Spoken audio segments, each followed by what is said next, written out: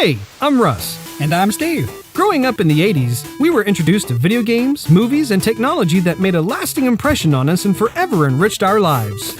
I think I'm gonna cry. It's been a fascinating journey to be a part of, one that we constantly treasure. Higher, booty. Our goal is simple: share our magical moments of discovery and geek out with lovely folks, just like you. Achievement unlocked. So if you crave pixel goodness, memorable moments, and experiences that make your inner child do the happy dance, you've come to the right place. Let's do this. Welcome to Joygasm. Ah, yeah.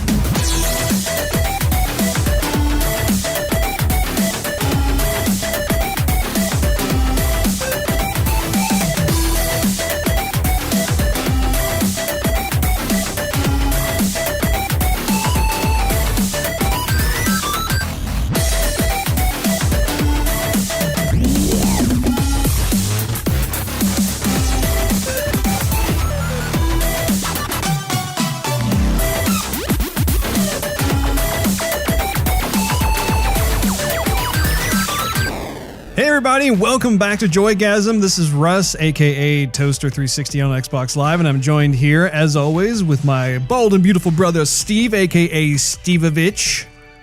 What's happening? It's on June 11th, 2017, and we are eagerly anticipating the Xbox E3 2017 briefing, in which, as of this recording, we're about 4 minutes away, something like that. So the first day of E3, we were watching EA games, which you can look at in our previous podcast episode. And I think it's safe to say that we both agree that EA really started this year's E3 off with a bang. What do you think, Steve? Yeah, started off with the kapowie. So Microsoft better keep up the heat. And I gotta tell you, we're a third of a bottle in, Russ. A third of a bottle in from yesterday. From yesterday. So we gotta make it 2/3 in. Hopefully the conference will be good enough that we'll be able to suck a few more sips of this Crown Apple down. Well, and there was plenty to celebrate yesterday for, in terms of drinking drinks with Battlefield 1, Czar, Need for Speed, A Way Out, Anthem, The One, Star Wars Battlefront 2, and even Spider-Man. I mean, there was just so much that we were geeking out and just drooling over yesterday that I hope that it will continue into today, and I think there's a good chance it will. I'm dancing right now to this music, Russ, in anticipation to this conference. You're swaying in your seat. Just feel that. You like it like that. And especially it's, after listening to it for about 20 minutes now where it's on repeat, courtesy of Microsoft. Thank you. Wait for it. Oh, and it's back again. Drop that beat. So it goes without saying that we're both super excited and curious to see what the Xbox Scorpio is going to bring to the table, because this has been something that you and I have been following as Xbox junkies. We really want to see what Microsoft has promised us, and just really boils down to the games. What kind of games do they have in store for us to be able to demonstrate the raw awesomeness of the graphical hardware that they've been touting for the last week? And I don't know. I really don't know what to think or what it's going to look like. Well, I'll tell you what to think, Russ. Okay. Because with every E3 that comes out, it's always about the games and the hardware. Mm-hmm. And when there's not going to be a new system, it's just about the games. Yeah. So, I mean, I get excited about the games too, but when there's going to be a new system to boost all the graphics and the sound and the capabilities and whatnot, that's just an extra kick in the pants. That's what's to get excited about. I'm just curious about what kind of killer apps are they going to show for this, because I think we talked about before, they'll probably have the latest Forza game, because that's kind of like their Forza. It's kind of the reliable game that always comes out once a year, whether it's just Forza or Forza Horizon. And I think, which is not a bad thing at all. I'm actually looking forward to seeing what this is going to look like for the Xbox Scorpio, but I'm just curious to see, are they going to have some sort of brand new IP that's going to be debuting along with the launch of the Xbox Scorpio? Not to mention the fact that we don't even know what the official name of the Xbox Scorpio is. The Scorpio was just the code name for it. Do you have any guesses as to what you think they might call it, Steve? Xbox 1-2. Oh. That's terrible. I really hope not. You know what? I remember when they brought out Forza 3, I think, with Xbox One launch, and they had the McLaren P1. I remember sitting that out there, and everyone's going, "Whoa, that car's incredible."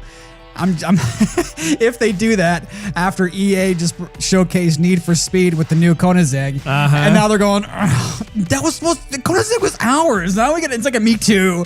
But that is one of the cool things about E3 though, is that there's always that sense of competition, which is funny because even when you, as a gamer, there's always that friendly competition, and of course it's not lost on the companies themselves where they're trying to outdo each other, outclass each other, have that showmanship quality. And Microsoft has always been, for the most part, I'd say spot on with their Xbox press briefings. That would be kind of cool, though, if they did it only because they would think, yeah, EA showed it to you. We brought it to you. There you go. Yeah. It looks like we're less than a minute away, so it should be starting at any time now. I'm very curious. I'm also very curious to see that Anthem game. I want to see more of that we got teased at yesterday's EA Games conference. What conference? Press briefing. Press conference? Yeah. Something that has to do with something like the press and a conference. Where everybody met under a roof somewhere with TV screens. Yeah, I'm very curious to see what that game is about because I really loved what I saw and I want to see more. I hope they got a new teleprompter in too. Hopefully so. It's about to start. Shush!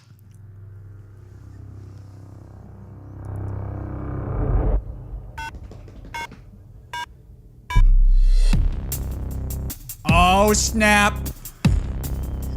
Show in 2001. Halo action. 2005. Giving demonstrations of the resolution updates. Oh. Showing a ton of different games here. A lot of the old school games. And new school.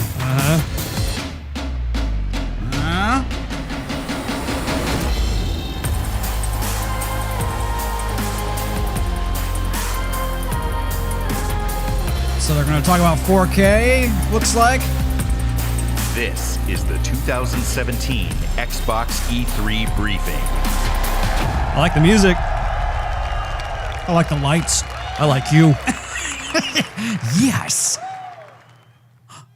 Here we go, man. Oh, Xbox symbol. I like it. Oh, there it is again. Looks like my controller.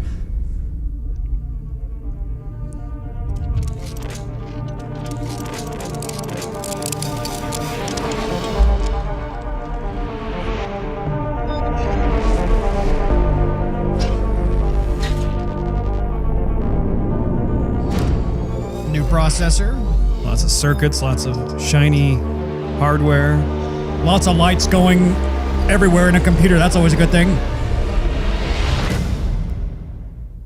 Oh, good grief. Ooh, looks like it's out of Final Fantasy.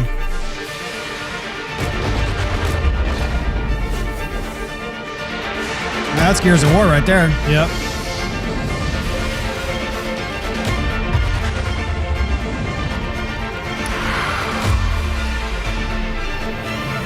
Master Chief. Master Chief. And the Forza. Oobity bobbity boobity.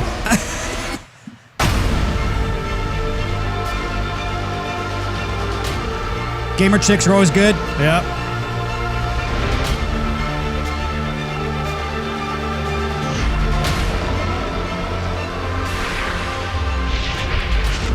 Ooh, I think she had a Joygasm. There you go.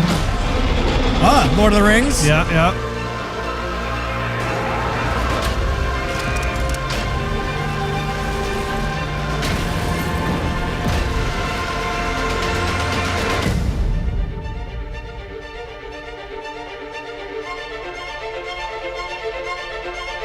Like the music.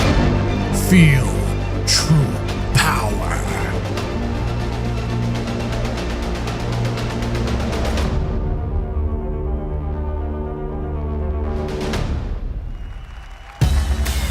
Ladies and gentlemen, the head of Xbox, Phil Spencer.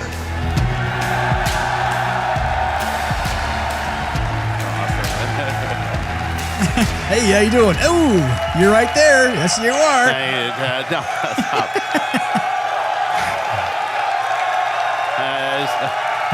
Okay. Whoa, there's a ton of people there. Good afternoon. To those of you with us here in person, watching on this incredible 4K screen, to the millions watching us around the world or TV, That's online, and to those of you watching and interacting on Mixer, on behalf of everyone on Team Xbox, welcome to E3 2017. Woo, rip-roaring crowd, baby. Yeah, they're excited. When the renegade group of gamers, creators, and engineers came together to form the original Xbox team and deliver the first Xbox console, we were driven by three principles: empower developers, delight gamers, and deliver true hardware and technical innovation. The original Xbox team lived by the mantra, there's no power greater than X. And today, we are proud to welcome the newest member of the Xbox family, fittingly named Xbox One X. Oh, okay. All right. You weren't too far off with your... Xbox One X, Yeah, the most your powerful guess. console ever made, sets a new quality standard for gamers and game creators. Starting on November 7th, Xbox One X joins the Xbox One and the Xbox One S when it launches worldwide. Clear my calendar for November 7th. Yeah. Now, I'd like to introduce Man, one of our leaders in the good grief. Xbox engineering It's coming team, quick. responsible for making the Xbox One experience great for gamers and developers. Please welcome my friend, Kareem Chowdhury, to tell you more.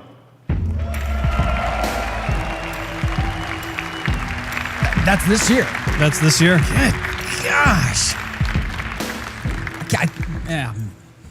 Thanks, Phil. It's an honor to be here at E3 and represent 3 years of engineering the team has done to bring you Xbox One X. From the beginning, our focus on game creators and you, the gamer, gave us 3 big goals we needed to hit: power, compatibility, and craftsmanship.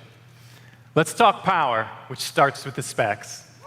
6 teraflop GPU clocked at 1.172 gigahertz. 12 gigabytes of GDDR5 memory. I love that, and but I don't know what it does. 326 gigabytes per second of memory bandwidth.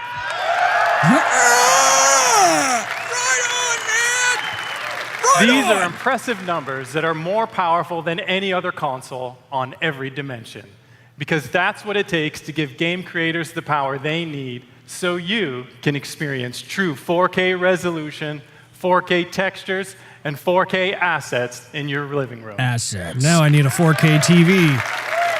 Just come over to my place, Russ. And when we that's say right. true 4K, we mean 8 million pixels, high dynamic range, wide color gamut, premium sound like Dolby Atmos, and 4K UHD Blu-ray playback.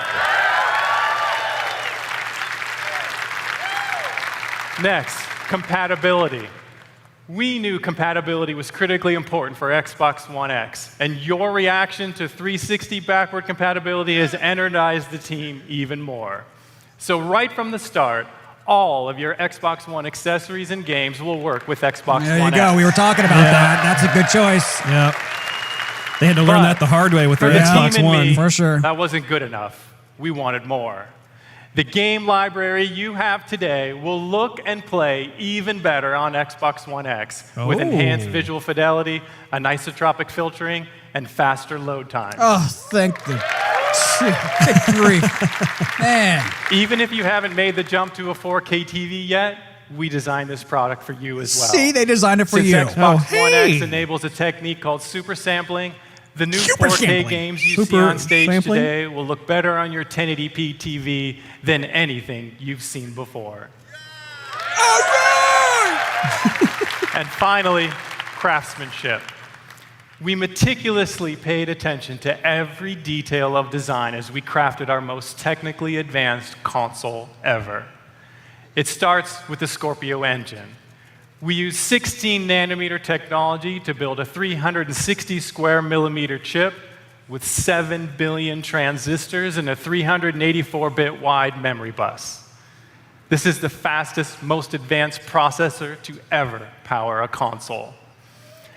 Our premium design means that every millimeter and every component within the console has been architected for maximum power and efficiency. Our aspirations were so high, an industry standard approach just wasn't good enough. The Scorpio engine is so intense that for the first time ever on a console, we're using a liquid-cooled vapor chamber normally reserved for servers and high-end PC cards. Interessante.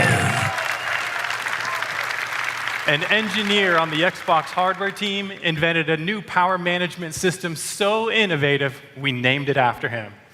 The Hovis method uniquely optimizes every single Xbox One X at the system and component level to deliver consistent performance efficiently and elegantly. Now, it's easy to think all this technology and capability will mean a bigger console. But again, we wanted more. Not only have we built the most powerful console ever, Xbox One X is the smallest Xbox ever. Great. Wow, that is pretty small. Not much larger than the Xbox controller. You asked us to build, and it has been a great honor to design and build it for you. I couldn't be more proud of our team, and I hope you love it as much as we do. Now, let's see what this monster can do. Get excited. Exclusive world premiere.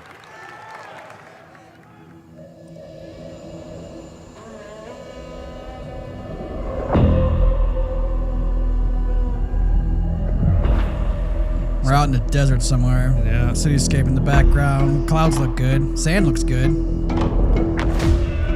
Camels. I see camels. I see a person walking towards some sort of craft. Ah, snap. Oh, sing to me.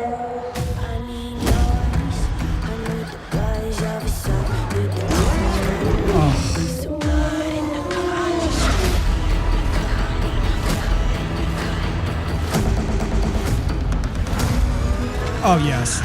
That looks incredible.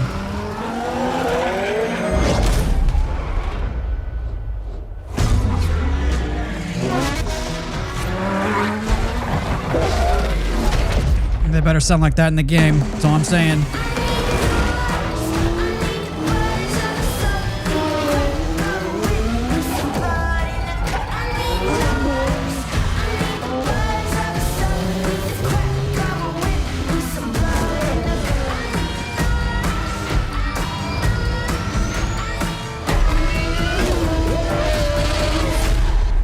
Forza 7. Now you hit that one on a button. Please welcome, from the Forza Racing franchise, Dan Greenewald. I want to see some gameplay, though. Yeah.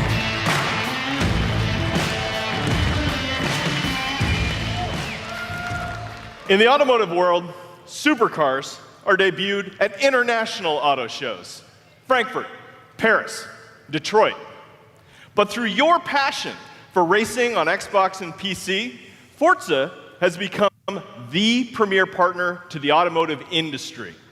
So today, for the first time in history, a flagship supercar is making its world debut here at E3 in front of you.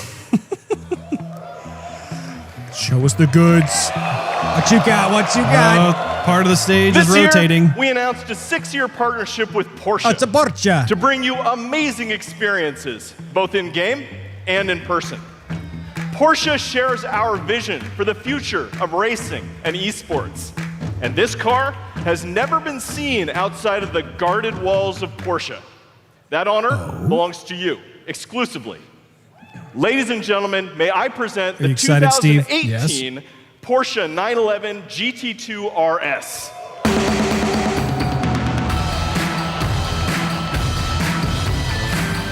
Looks just like every other Porsche I've seen, but Yeah. I'm not a big car guy, so I Well, don't know. yeah, they changed a lot of the front fascia. I'll go into This it later. is not only the most aggressive expression of Porsche's legendary design, it features the most powerful road-going 911 engine ever made. Like the Xbox One X, it's a monster.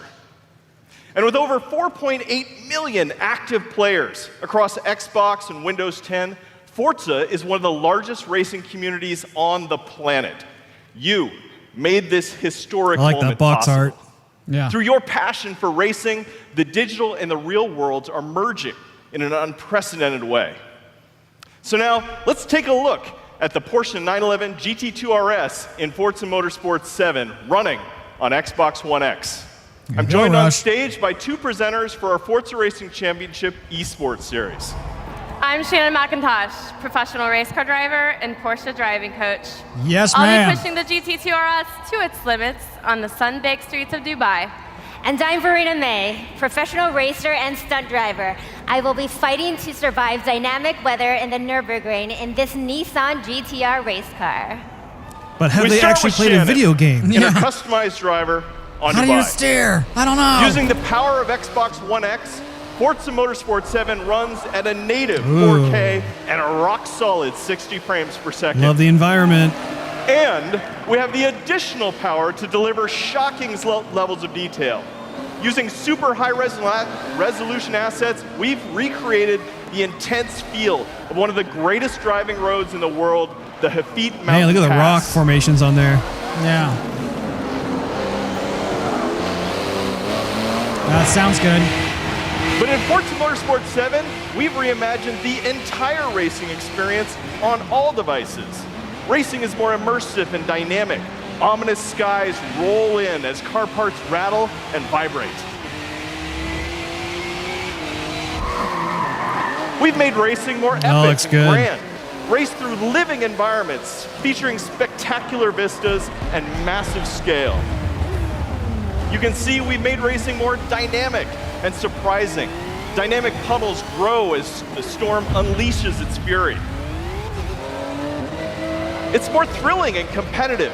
Feel the intense heat grease up your tires as you battle your rivals. And it's more beautiful and alive. Dark skies open up and change as the sun Puddles look emerges nice, from the reflections clouds on the ground. for a breathtaking finish.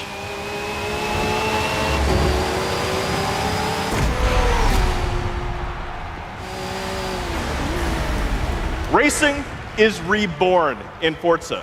Whether running on the Xbox One family of consoles or Windows 10 PCs, Forza Motorsport 7 is the most technically advanced and comprehensive racing games ever made. With more than 700 cars, it features the largest collection of Lamborghinis, Ferraris, and Porsches ever assembled. Today, you are the first people to see the 2018 Porsche 911 GT2 RS. And this week at E3, like me, you can be the first to drive it. So come experience the most Get powerful excited.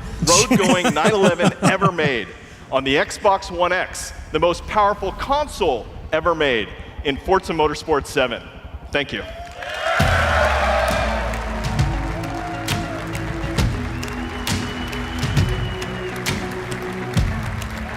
I wanted to see more gameplay from that. Yeah, I mean, it looked good, but it didn't look like groundbreaking, you know? Yeah.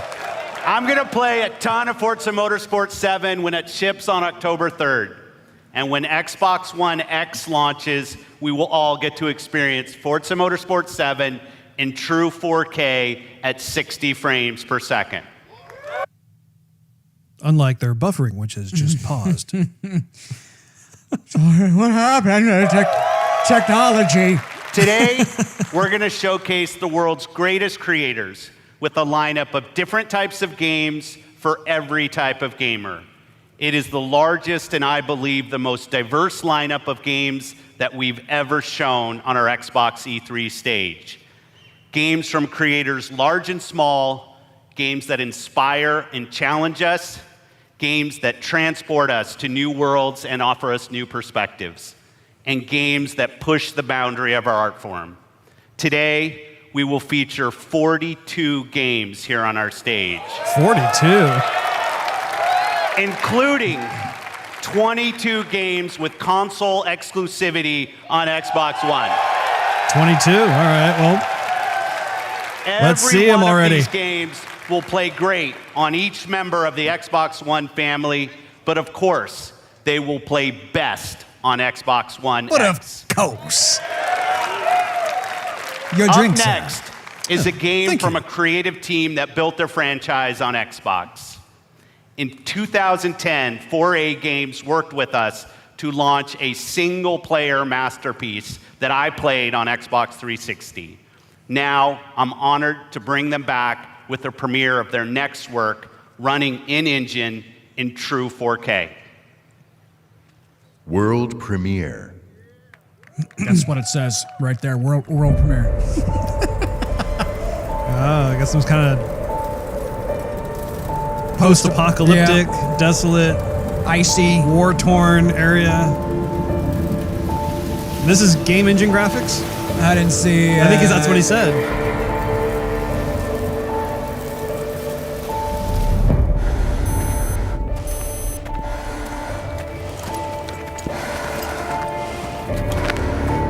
See a guy walking around, looks like underground. Maybe a subway of sorts? Yeah, or a tunnel, something.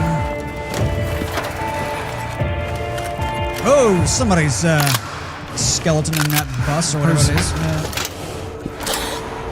That's pretty cool. Yeah. You see the condensation on his mask? Yeah.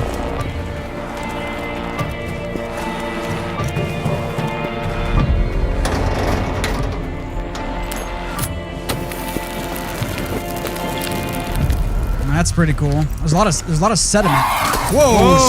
Jeez. Good grief, dude. ROUS. Man, that looked amazing. Rodents of unusual size? I don't think they exist.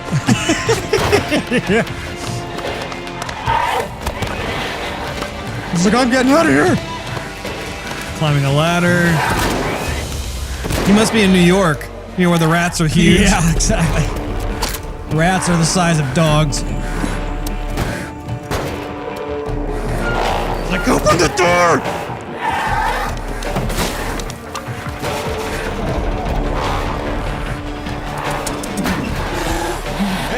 Great. It's huge. Oh, eyeball stabbed him stab. in the eye, man.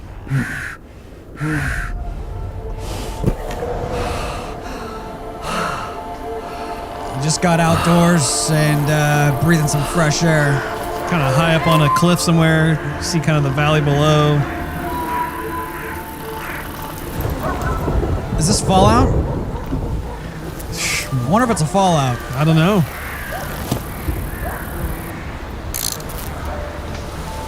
Nice draw distance.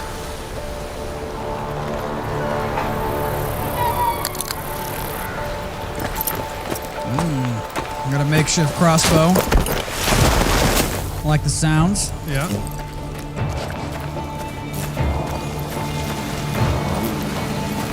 Dude, if this is Half-Life, I'm gonna lose my mind.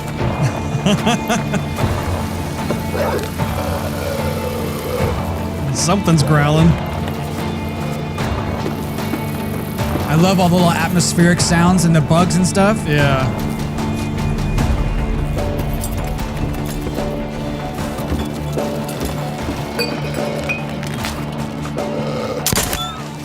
Yeah, take that. Yeah, there's food, there's dinner, hopefully. Oh, that's a nice little subtle detail there. Yeah, that's cool.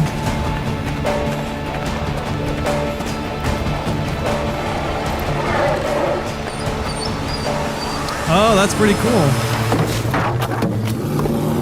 Oh, hey, buddy. Hello, beastie.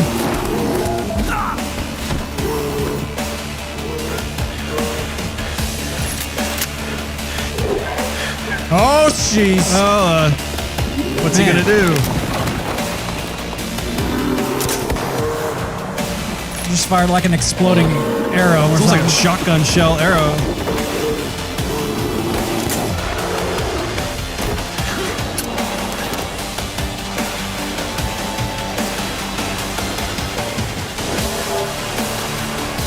almost looks like he's like some sort of reservoir. Yeah. You just zip line to say, oh, look at a train right there. Somebody's alive.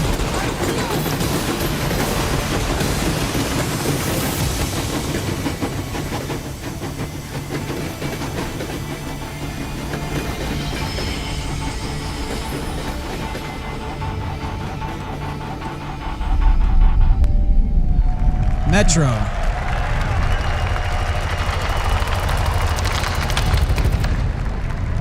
I never played the older game, but I talked to people who did, and they liked it. Yeah. Looked like that was coming out in 2018. World premiere. Yeah, it says that right there, yep.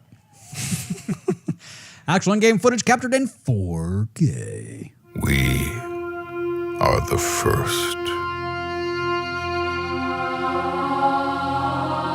The first to see the gods. The first to tame their beasts. The first to guard the soul from evil.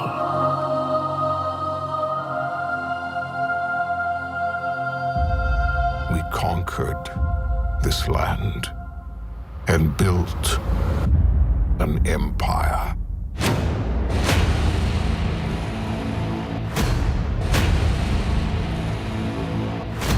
But there are whispers on the wind.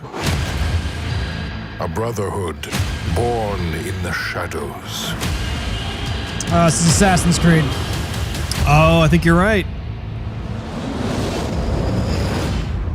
They are the first to call themselves the Assassins.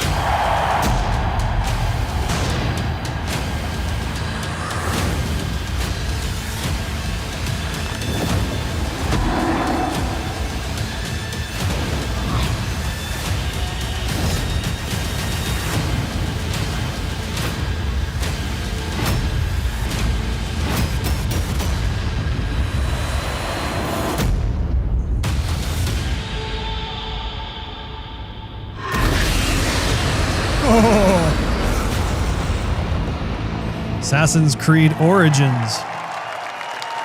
Looks like it has potential. Please welcome from It looks like there was some creative director Jean Gadon. like water, was it marine combat maybe? Some boat action. Maybe we'll see some gameplay footage Thank here. you. Ancient Egypt is the birthplace of modern civilization. And it is also the birthplace of the Assassin's Brotherhood. Assassin's Creed Origins is taking you to the perfect setting for an epic gaming adventure. Egypt, 3,000 years of history and mystery at the tip of your fingers. Assassin's Creed Origins is also the story of one man, Bayek. Bayek is the last Magi, the protector of his community, an Egyptian sheriff, if you like. And his struggle against the dark forces that corrupt ancient Egypt will lead to the foundation of the Assassin's Brotherhood. But recreating ancient Egypt, going back so far in time, pushed us to rethink and expand our gameplay mechanics. We added many RPG elements to a huge systemic world, more detailed and alive than ever before. So today, we are very proud to show you what the game looks like on Xbox One X running in 4K. And now, just for you, Bayek is coming back to Siwa, his hometown, to kill the fake oracle, Medunamun. I don't think Rabbi World premiere. or Magi and Sheriff go hand in hand, but we'll see.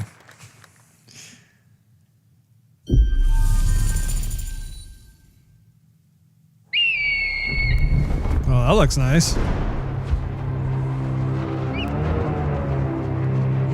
That's pretty good. Yeah.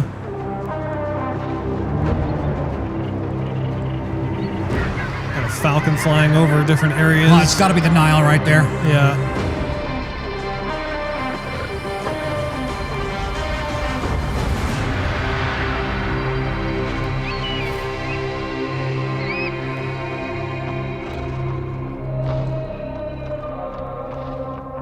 Xbox One X enhanced. Siwa, my home, the sacred oasis. Now, these graphics aren't, I mean, they're okay, but they're not blowing any. I like the sound of the hoof prints. Yeah. But yeah, I'm seeing Xbox One graphics, but not Xbox One X. Yeah. Palm trees look nice.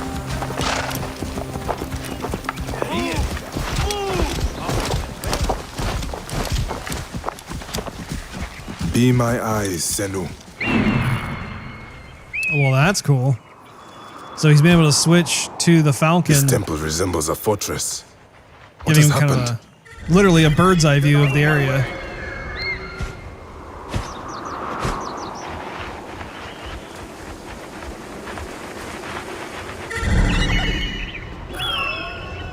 There you are, Medunamon. The next masked one on my list.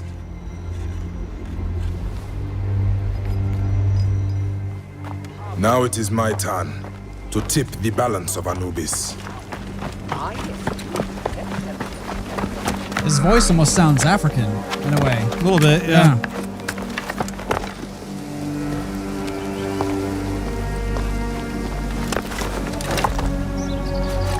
There's classic Assassin's Creed trees right there with the Y.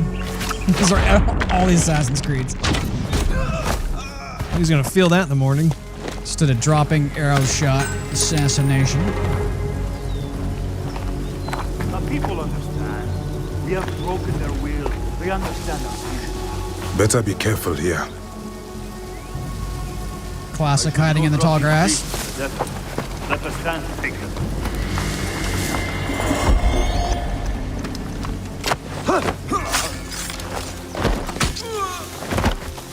Ouch. A fine bow.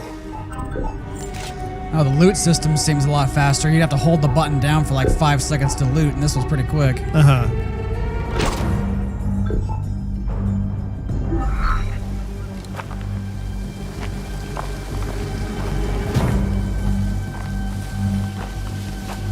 If the people see these dead beasts, they will surely revolt.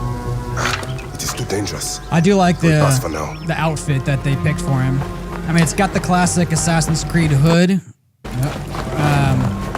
but he's not like overly cloaked in it, which pretty much every game they're like cloaked in the classic Guide me, Senu. outfit, but changes to the times of, you know, I'm gonna shut up now.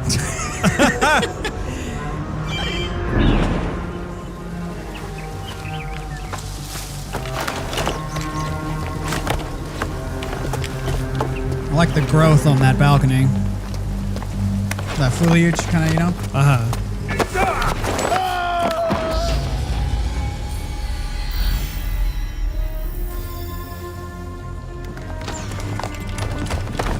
Yeah, this definitely looks and plays like an Xbox One game, which is not necessarily a bad thing, but if we're talking about Xbox One X... Right. Yeah, it looks exactly like Xbox One.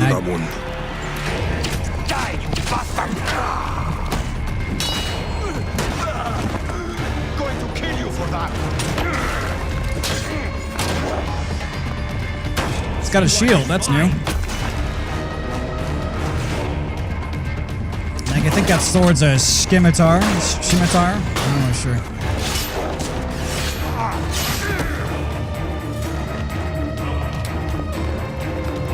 Finally.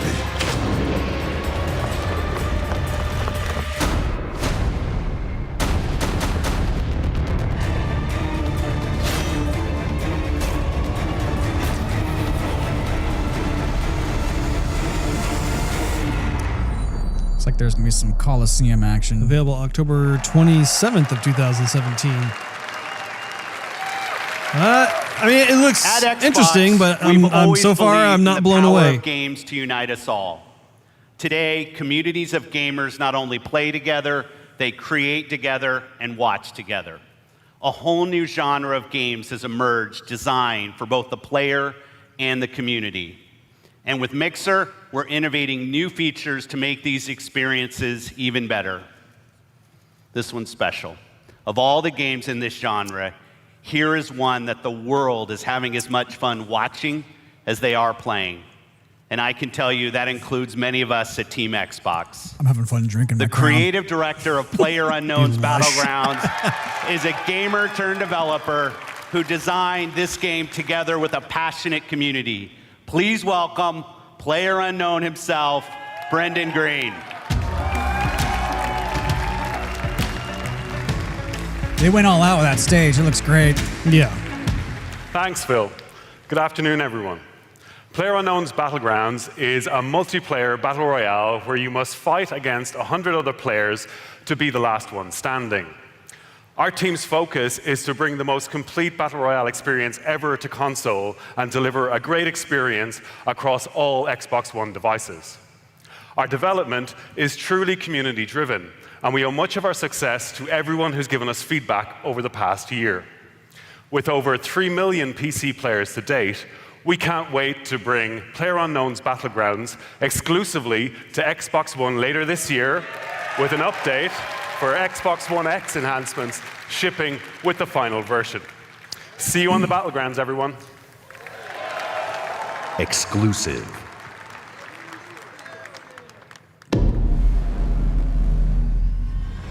Blue hole. Good thing they highlight the blue there, or else I would have had a different thought. You and your holes.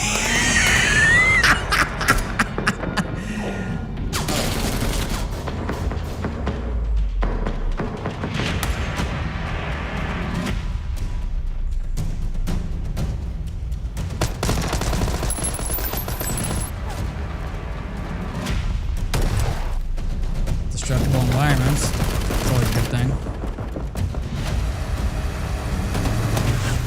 That road doesn't look good, Russ. I'm sorry. No.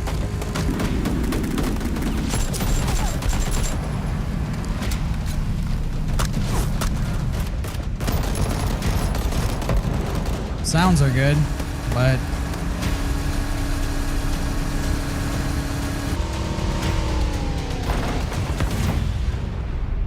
what the heck?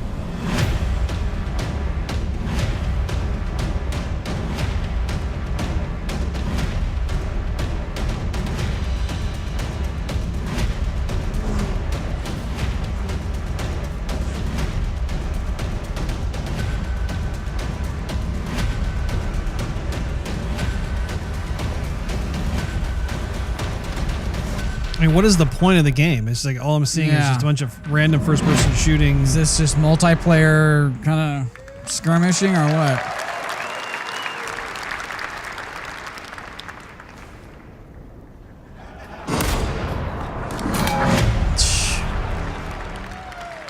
Apparently it has a following, though. I don't know about that one, Russ. Well, that's probably not for Exclusive. you and I.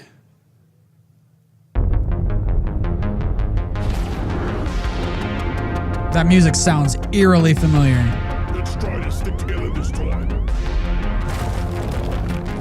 Why the fuck laps? No heroics.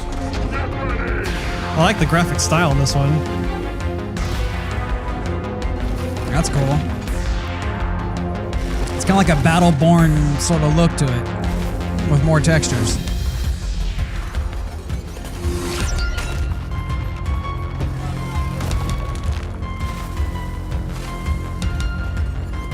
What are we doing besides mining for minerals or what? Don't waste your ammunition.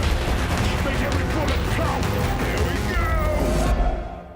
We're all gonna die. Hold yourself together. I can't feel my bed. Deep Rock Galactic. Danger, darkness, dwarves. Triple D. Exclusive. Xbox One and Windows 10 exclusive.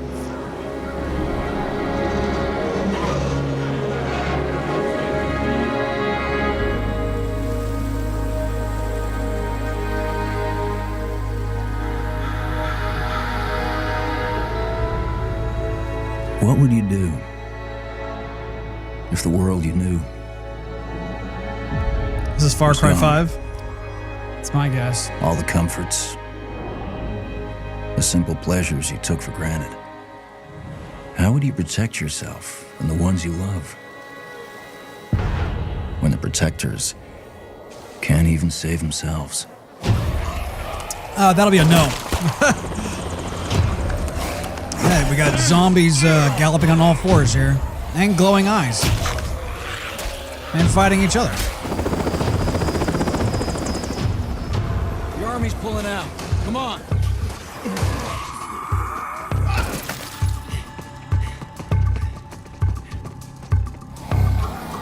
Is this like The Last of Us meets Resident Evil, or what? Do you think it's the next Dead Rising?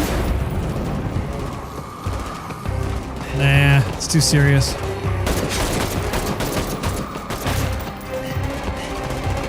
Last truck, get in.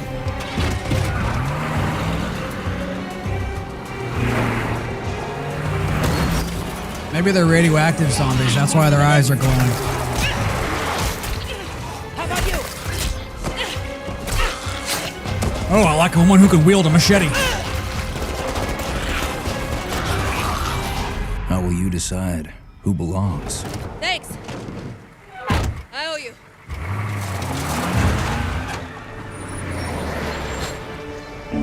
How will you choose a place to call home? So they're obviously taking cues from The Walking Dead. Right.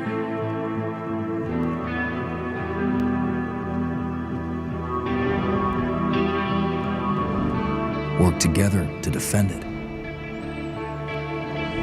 From the terror just outside the walls.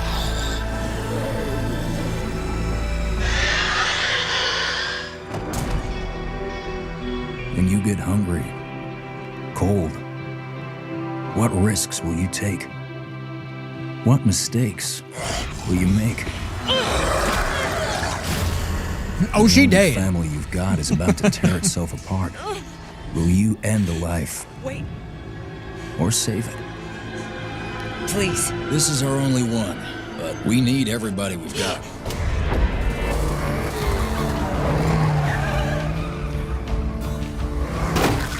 Ouch!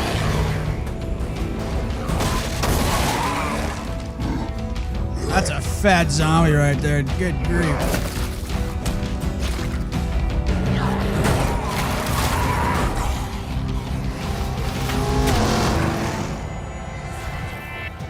Good grief.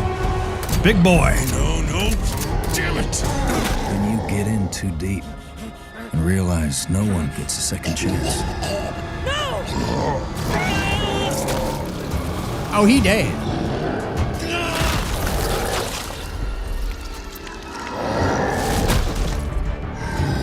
How will you find the strength to carry on?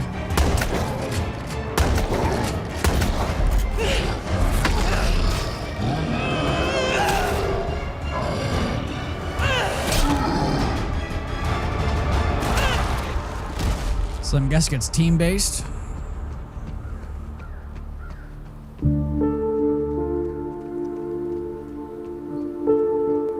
In this world of the living and the dead, how will you survive? This is totally Walking Dead. Mm-hmm.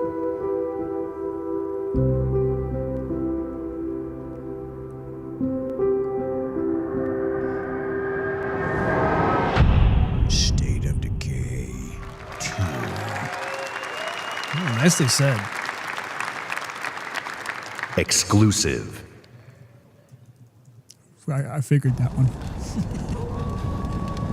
Oh, here's Sea of Thieves? Oh, I hope that.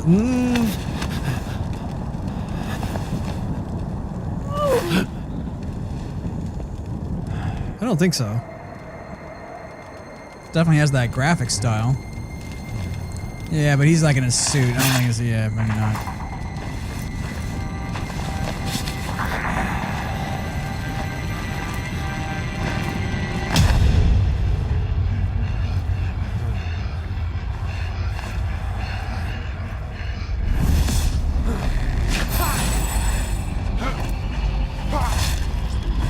players remaining. Definitely not Sea of Thieves. One player remaining. And what a play from the Wounded Warrior. She was caught in a trap, but she used superior tactics to get herself out of there. She's going to take the win. Let's move on to the next arena. Here we're following Bloody Marrow. There's only 2 players left in this particular map. Those tracks are leading up, but that tree is going to give them direct information. That red outline, there's a mortal unicorn, and he's letting in about 100 meters away now. Looks like he might be crafting or something, but what is this that Bloody Marrow's going to do? Getting ever closer, drawing that beeline, and now he's going to cloak it up. Is he going to walk in through the front door or what? Looks like he's going to sneak in on the back window. Here we go. Shot in the back. That's one, twice. Immortal's in trouble. Somebody from Mixer decided to chime in. That invincibility bubble's going to help him out and put on the fight with life. There we go. The nice strike on Bloody Marrow. Bouncing it up forward. There we go. Oh, that was going to do the damage to the arrow to the belly. That's going to be the win for Bloody Marrow. Bloody Marrow wins the round. The Darwin Project. That looks a lot like, what is that? Mockingbird, whatever. What's that movie called? What was that game called?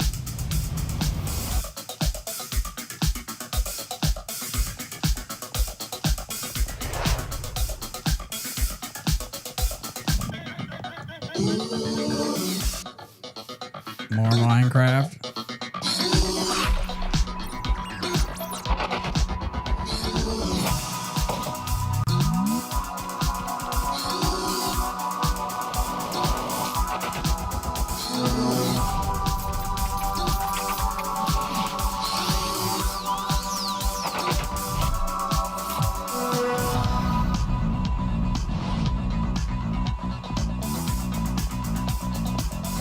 Crossplay Minecraft on many different platforms. I know so many people who play Minecraft. Please welcome, from Mojang, Brand Director Lydia Winters.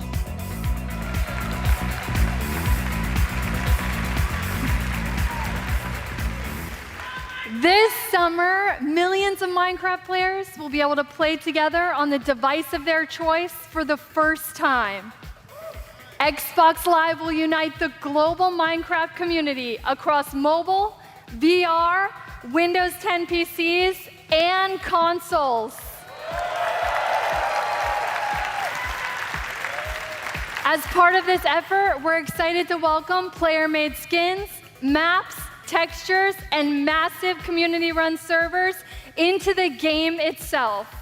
Because we know that the amazing content you create makes Minecraft even better. This fall, Minecraft will receive a free 4K update that brings more graphical options to the game. But we didn't stop there. With all this talk about graphics, we're taking things one step further. Today, we're revealing a new look for Minecraft that we're super duper excited for you to try out. One that's inspired by the power of Xbox One X and available this fall. Let's check it out.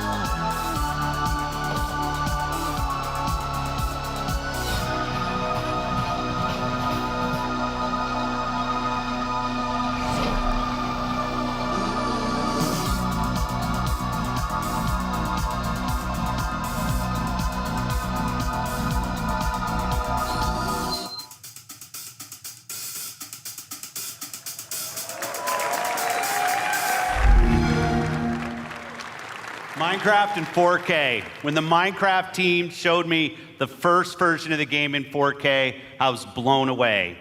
Mojang is a great example of a studio that started something new and different that led to a global phenomenon. At Xbox, we're searching for games that are fresh, new, and in some cases familiar. That means ensuring that the biggest third-party franchises you want to play are there for you on Xbox One. Of course, you'll find these great games in the Xbox Store available for pre-order today. But bringing the biggest blockbuster franchise is just one part of the job. Delivering broad, diverse, and new games to Xbox means searching to find unique games from creators around the world that will surprise and delight. To me, these next few games do just that, starting with a game I got to play on a recent trip to Japan. It's hilarious, a little crazy, and a whole lot of fun. Let's take a look at it. World premiere.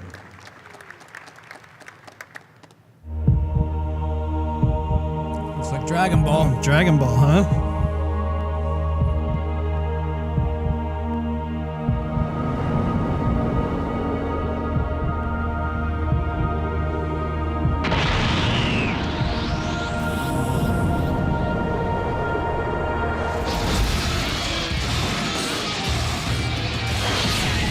So much chaos!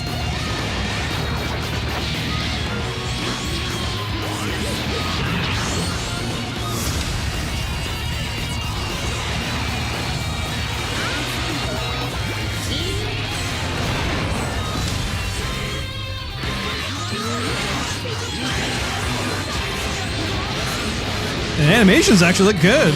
Yeah. It looks like it. Well, Dragon Ball Z, so I mean, But still, like the fact that it's a game and you're seeing that quality of animation. No, yeah, wait. But I mean, there's so much going on screen. I think I'd either like have a seizure or just die instantly. One of the two. Dragon Ball Fighter Z.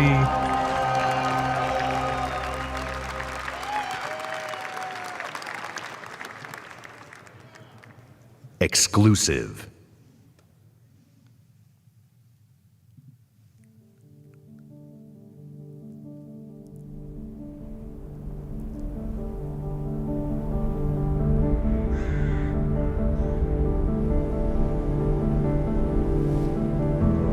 Okay, multiple environments.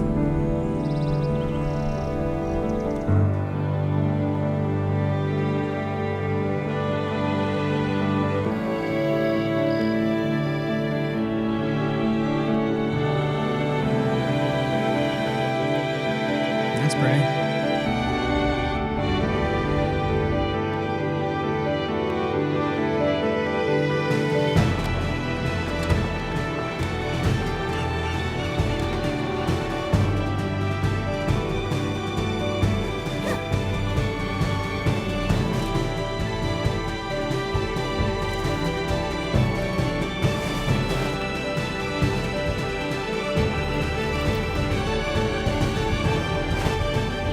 Is this Final Fantasy? No, I don't think so.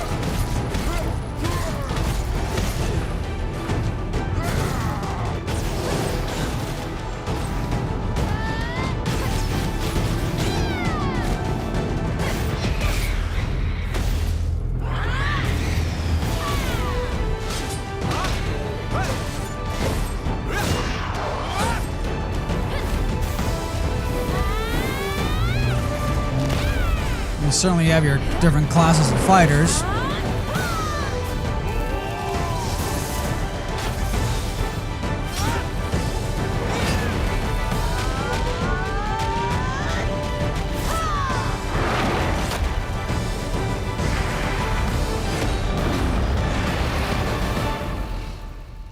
Black Desert. MMORPG. Exclusive.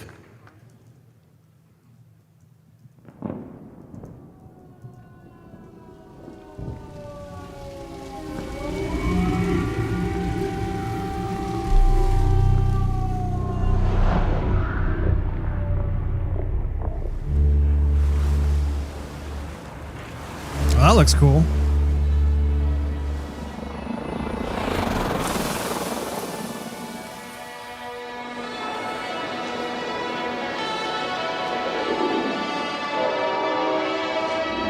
Oh, what? It's like anime plus pixel. Oh, dude. It's like 3D, but it has like 2D, like traditional 16-bit. I like this. I'm liking what I'm seeing here.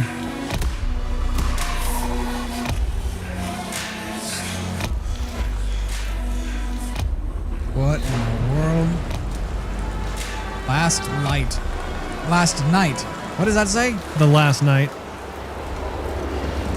I really like that graphic style.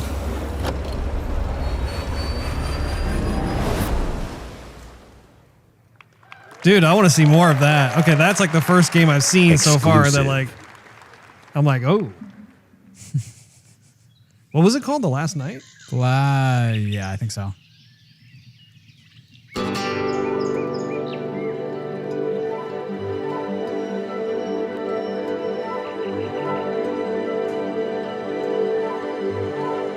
This one also has kind of an interesting 2.5D at 3D look.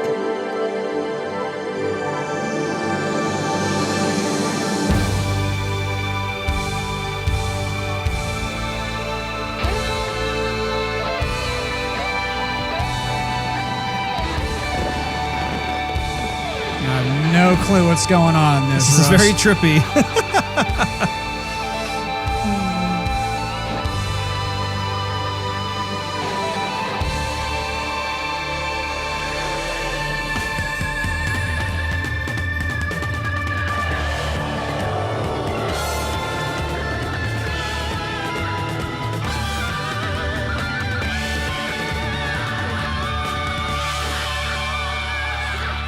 The Artful Escape?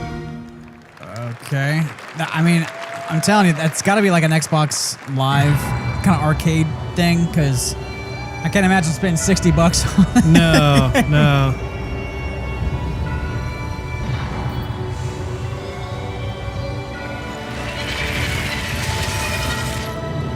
Okay, this game is made from Japan.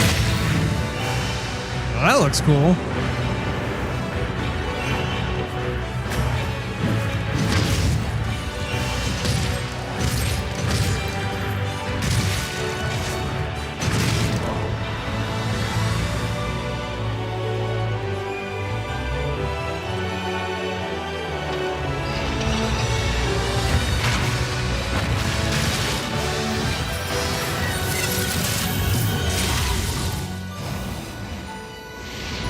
More of that 2D blended with 3D. Code Vein.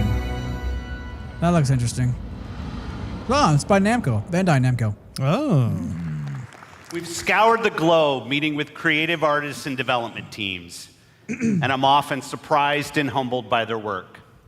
Whether it's a story that could only be born of a different land, or artistic design and storytelling that in a single moment can capture your imagination and inspire. There is much to be learned by looking beyond borders. Our first party is also a place of innovation and creativity. Today, I'm excited to share with you an extended look at never-before-seen gameplay from Rare's shared world adventure, Sea of Thieves. Yeah, okay. This is one I've been waiting to see here. Please be good. Please be good. Yeah.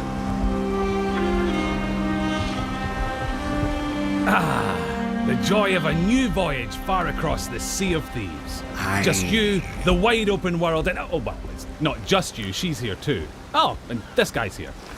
But the point is, this is a shared world, right for exploring. I like and the graphic with style. Your fine Graphic style's crew. great.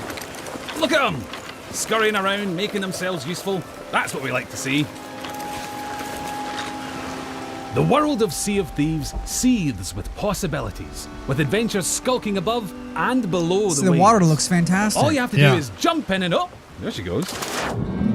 Sweet. Swimming underwater. Few things tempt a pirate like the siren song of a lootable shipwreck. Careful though, there could be anything down there. Literally, there could be anything. We haven't finished designing it yet. Joking, that was a joke. Sunken treasure. It's like a pirate performance bonus.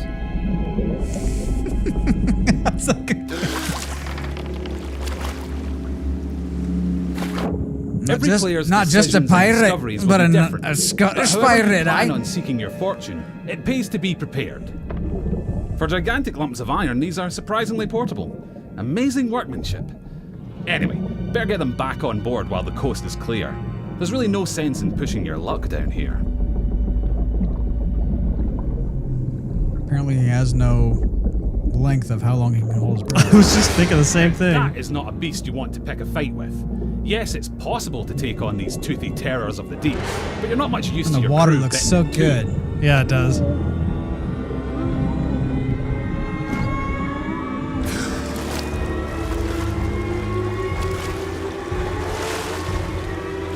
Sometimes a tactical retreat is perfectly acceptable, in the spirit of that legendary pirate captain, Pathetic Dave.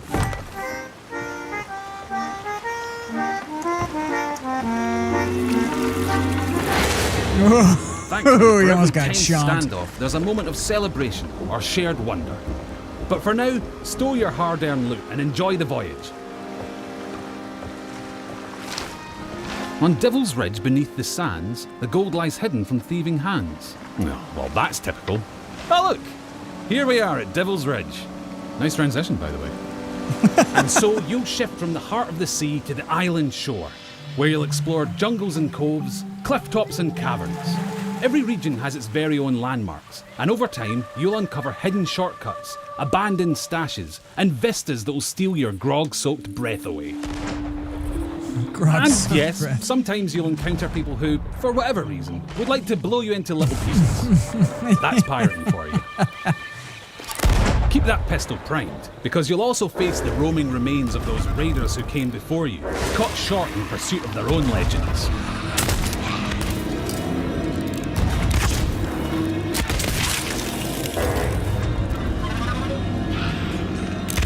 An afterlife of fighting and troublemaking until all your bits fall off. It's what they would have wanted. Now, make sure your crewmates all have a part to play. What? Yep, that works. Wow. And look, he brought the riddle map. Seek the cursed boar shrine. I where definitely there is no like the sky. humor in it, It that's for lies sure. in wait for a light held high. Right, well that's got to be around here somewhere. But if you've got a bad feeling, you can always leave someone on board to brace the ship for a speedy getaway. Decisions. Ah, looks like they've sniffed out that place where there is no sky. Time to pool your resources as you plunge into the unknown. It would be easy to come a cropper in these claustrophobic caves. You don't want to wander off track. Unless, of course, you're streaming, and you'll have loads of people in the chat telling you what to do anyway.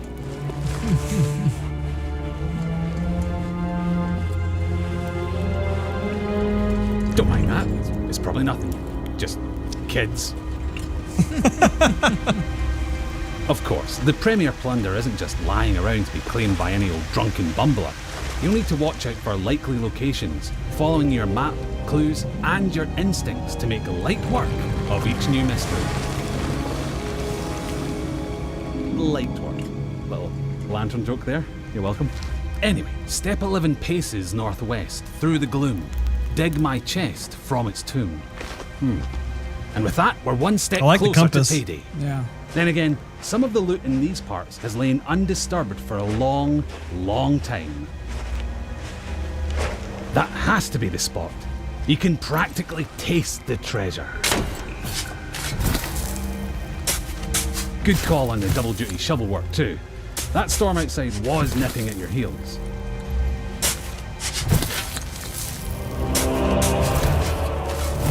Ah, very nice.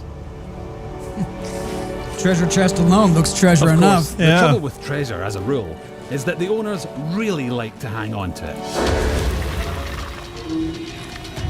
If you've got your hands full, it's up to your crew to watch your back.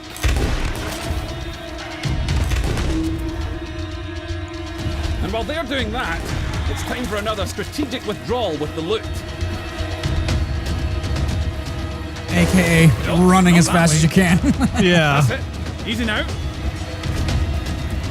Don't stop, keep going. Looks Almost like there. skeletons and Watch that ghouls next are step, a it's a doozy. common enemy on the island.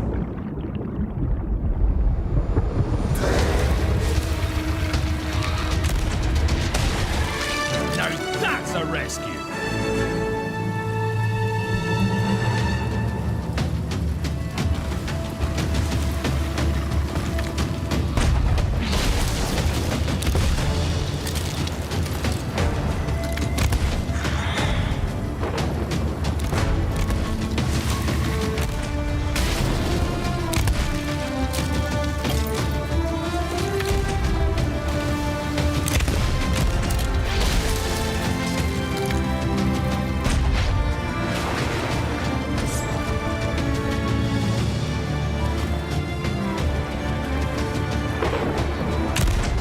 can regularly beat the odds and get chests back to your ship, you'll be able to turn a tidy profit by trading them in at an outpost. That's just the tiny matter of making it through this storm in one piece.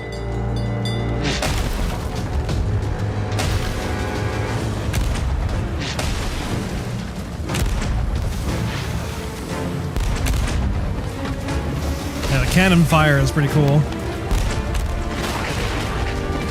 Lightning looks cool too.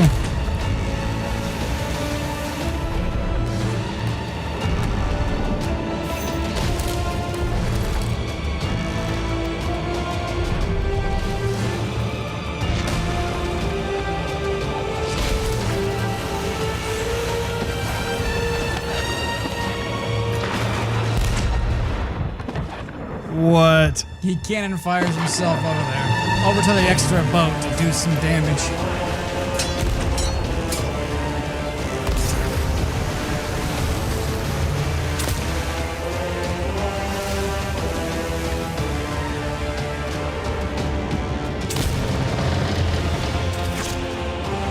Oh, his boat's taking on water. You see that?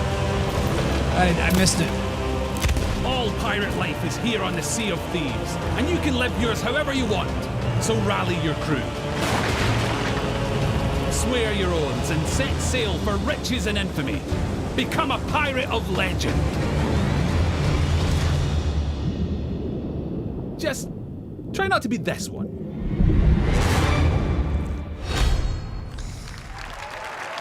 See, it looks like it's just online play, though. Yeah, I'd have to actually play it myself. Exclusive. To make a final judgment call, but I think it has potential.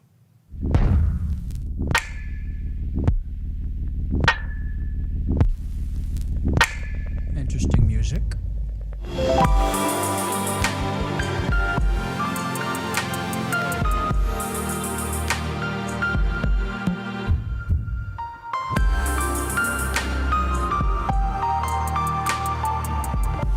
Tacoma, August 2nd. No clue what it's about. Looks kind of like Portal-ish, but it's not Portal. Obviously. Exclusive. World premiere. Boy, oh boy.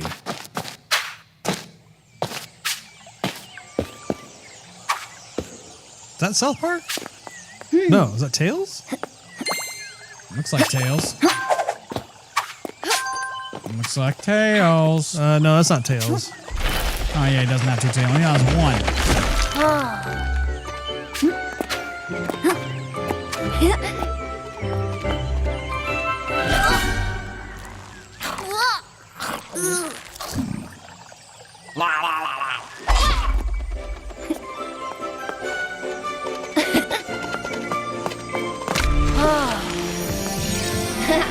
Come on! But his tail is his weapon, Russ. Some sort of fox and a 3D platformer.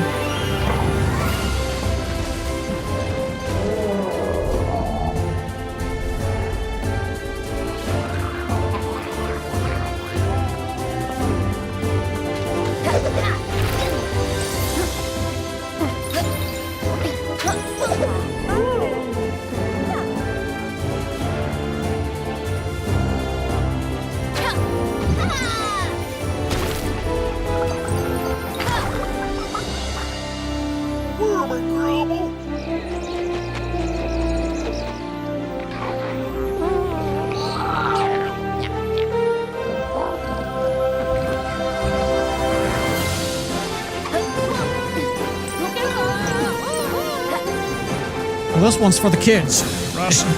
Yeah. For a while, I was wondering if it was Banjo-Kazooie, but I don't think it's Banjo-Kazooie either.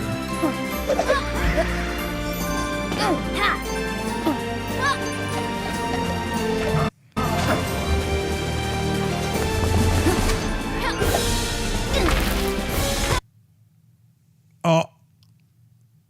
We're having buffering issues. That's a nice white screen right there. Man, that's nice. Oh, we're back.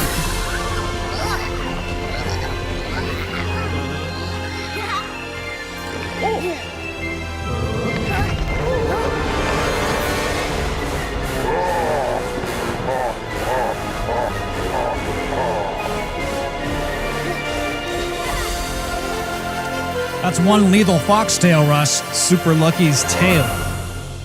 And not digging it. I think it's marketed towards the youngsters, myself.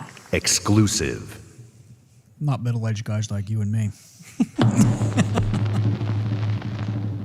Ladies and gentlemen, boys and girls, a special announcement for a thrilling game, the likes of which has never been seen before.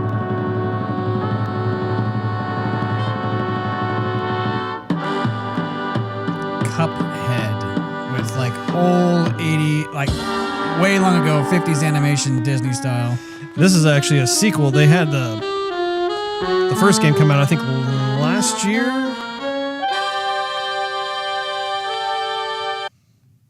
Oh, buffering. It just gives you a chance to remember the name right there since it stopped on the title screen so long. Yeah.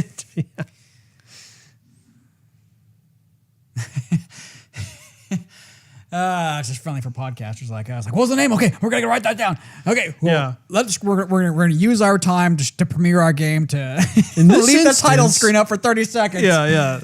We won't remember any other game, but this one was just gonna be like just drilled into our cerebellum. I think so far, with every new launch system, they have launch games that kind of like just, here's a launch game and here's what is kind of playful, but nothing that really wows you. I'm looking for that wow moment. And they got a lot of games to go. Mm-hmm. But so far, I've just seen like interesting stuff, but not blow me out of the water stuff. Yeah, so far, I'm pretty disappointed. I'm just going to be blunt. I'm not seeing any kind of huge thing, especially considering like the amount of hardware. Just the amount of gloating going on, or the bragging and obsession over the hardware specs. I'm not seeing anything so far that is really just making me say, "Oh, I've got to buy that system." So it is kind of nice to be able to just stare at a screen. What do you think about the color yellow, Russ? Because obviously that's what we're looking at. A lot of yellow. It's a whole lot of yellow. Reminds me of bananas. I like bananas. Lemons. One thing they have a problem with, I know they're going to cut me off right as I start to say this too, with Sea of Thieves and a lot of other kind of marine-based games, kind of like Assassin's Creed, Black Flag, I want to see waves like a beach. Waves rolling in, tide rolling back out, waves rolling in. And so far, I'm not sure what. See, I knew they were going to try and cut me off. But so far, no one has ever been able to do waves. Like the water level rises and lowers, but that's not nearly the same thing. Right. And when they're in the middle of the ocean, yeah, you see waves and they do a great job.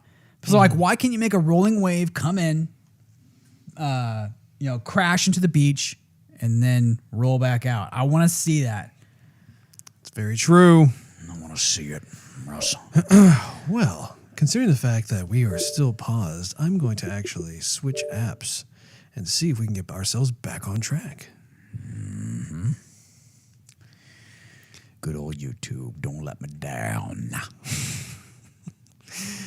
Yeah, we were testing out the Xbox Mixer, and apparently they were touting the Mixer, so we tried it. Yeah, we gave it a shot, and it's like, okay. Well, let's take a look. See here. How's your crown doing over there, Russ? You got enough whiskey over there? I can pour you some Should I more. search for that? Yes, you should. Thank you. Agent Lorraine Proudman. Okay, I'll search the web for this. And hand it. Okay. I guess we're going to do some editing here.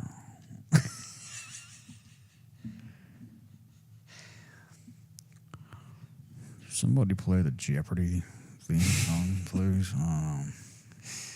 Guess I'll take it.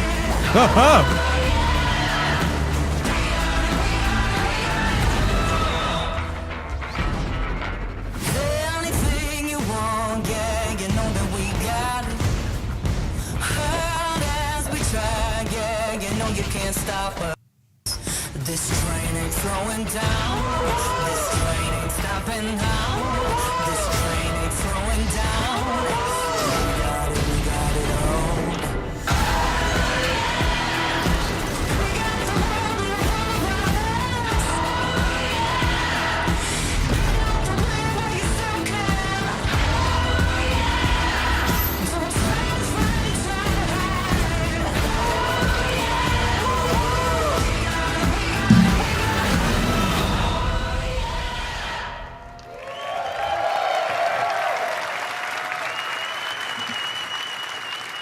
At Xbox, it's not just about finding creative artists.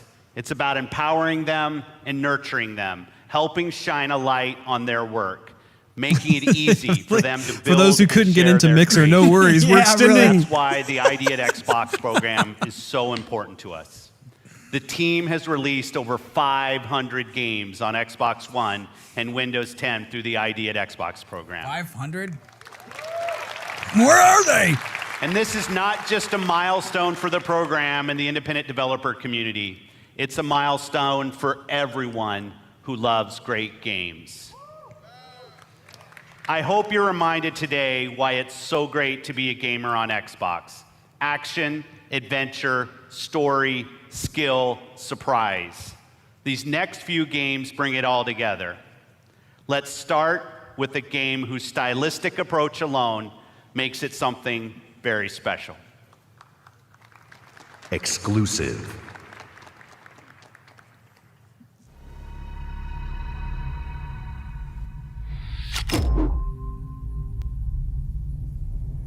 Aurora The dark 44. is older than the light.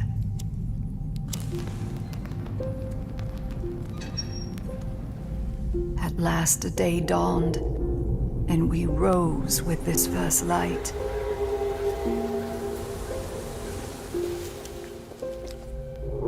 But that light was a betrayal, only fleeting.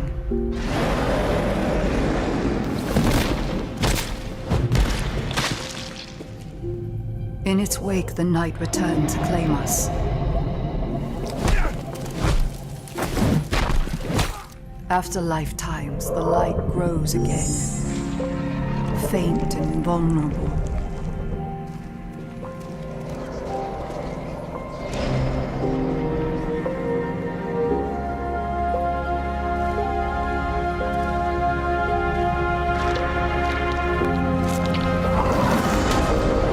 We will live in the new light rather than just survive in the dark. This rebirth will end our wandering.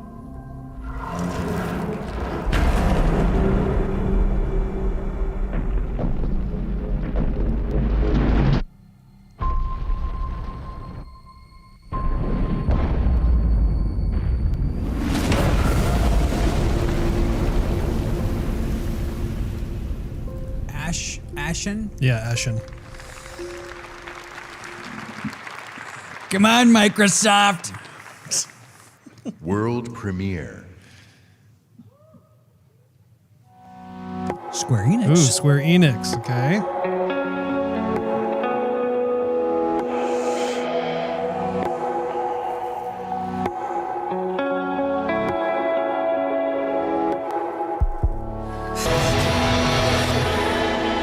Rachel?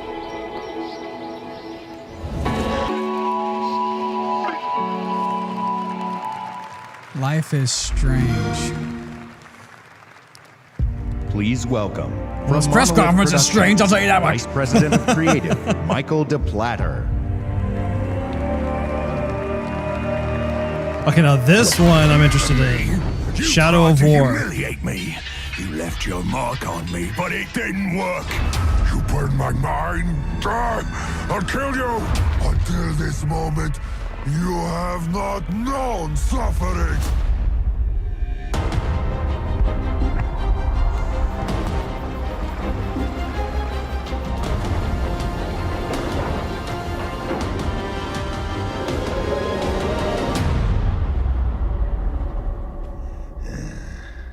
I've had enough of your mouth, Bruce. So now I'm gonna kill you. For all these orcs to see. Always said you were an optimist. Know what that is, mate? It's about sizing up a situation that's bloody impossible and saying, yeah, all right, I'll have a go. This might be different than what I'm thinking.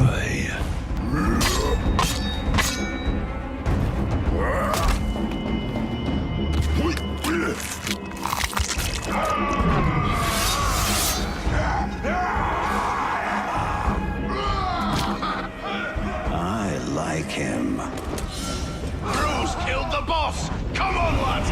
In Shadow of Mordor, we introduced a way to create unique personal stories for every player. And in Shadow of War, we're expanding the Nemesis system. 2 new features we're really excited about are forging an army of followers and Nemesis fortresses. Here, we'll use the Ring of Power and recruit this Olog, Bruce the Chopper, to expand our army. Then, we're going to assault a fortress controlled by one of Sauron's overlords. Oh, that was nasty!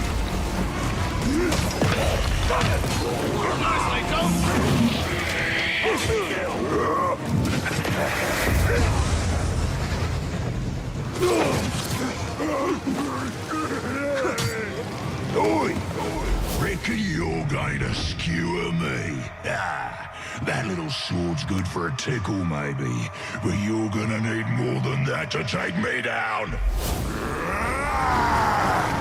Nice one, Ranger.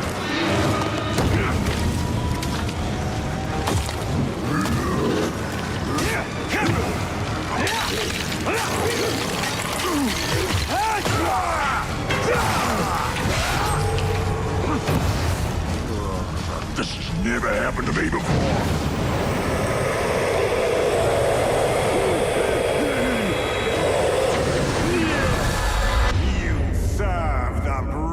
Lord now.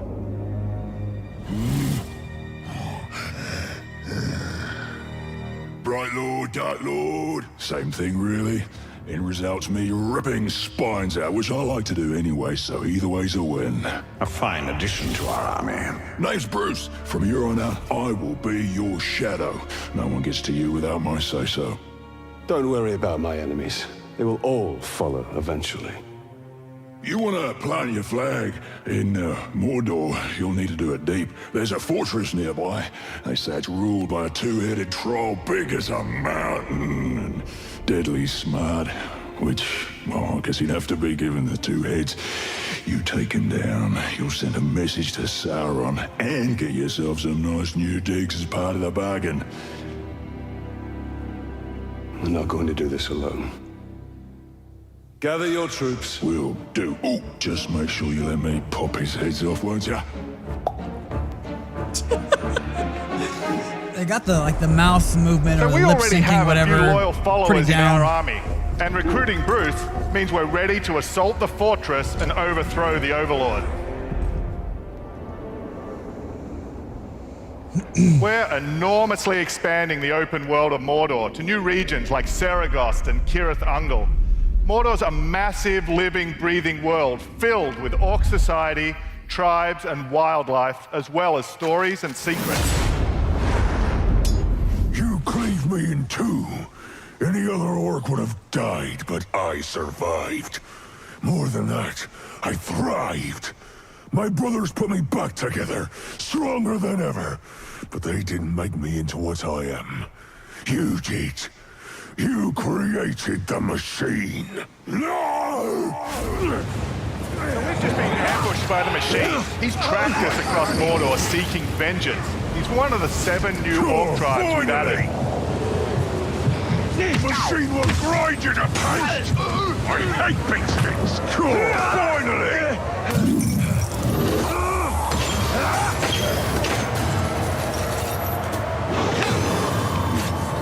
You dishonor the Styrians!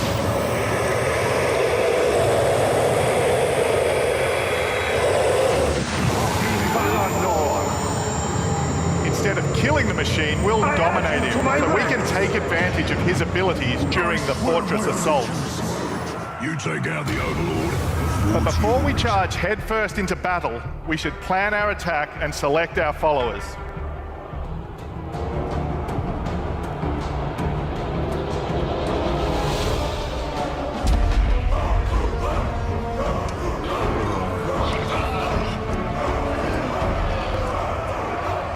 I feel like we've already seen this video. I don't remember seeing this one in particular.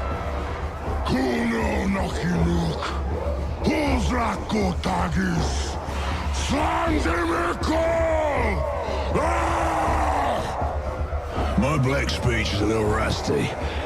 Actually, I don't know a single word, which is a pain in the ass. I really like him. To hazard a guess, he said, "You're all gonna die horribly."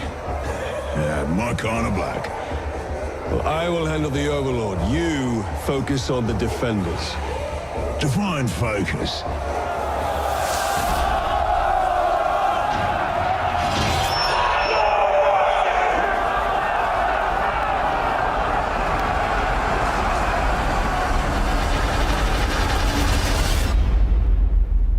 There are unlimited ways to forge your story and conquer Mordor in Shadow of War, and we can't wait to show you more this week at E3. Thank you very much. Exclusive world premiere.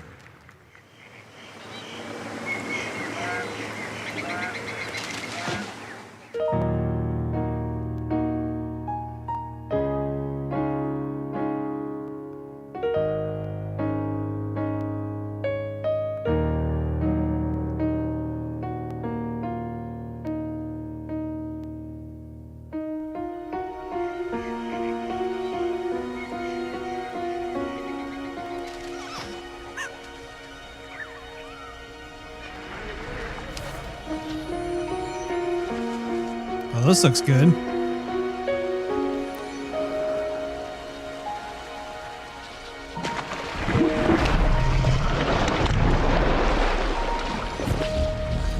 That's one big bullfrog right there, right?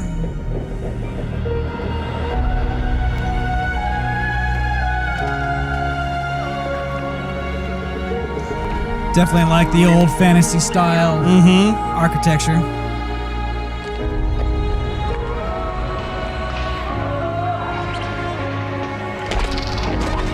Oh, that looks awesome. The question is that gameplay graphics or is that pre-rendered? Yeah, I'm gonna say pre-rendered, Russ.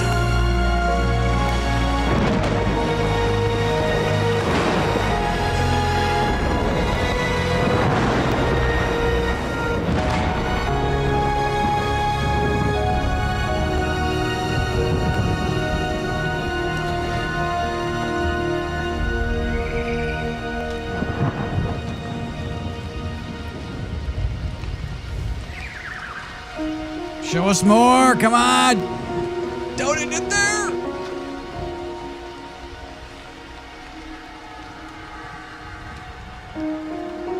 Oh, dude, I hope this is what I think it is.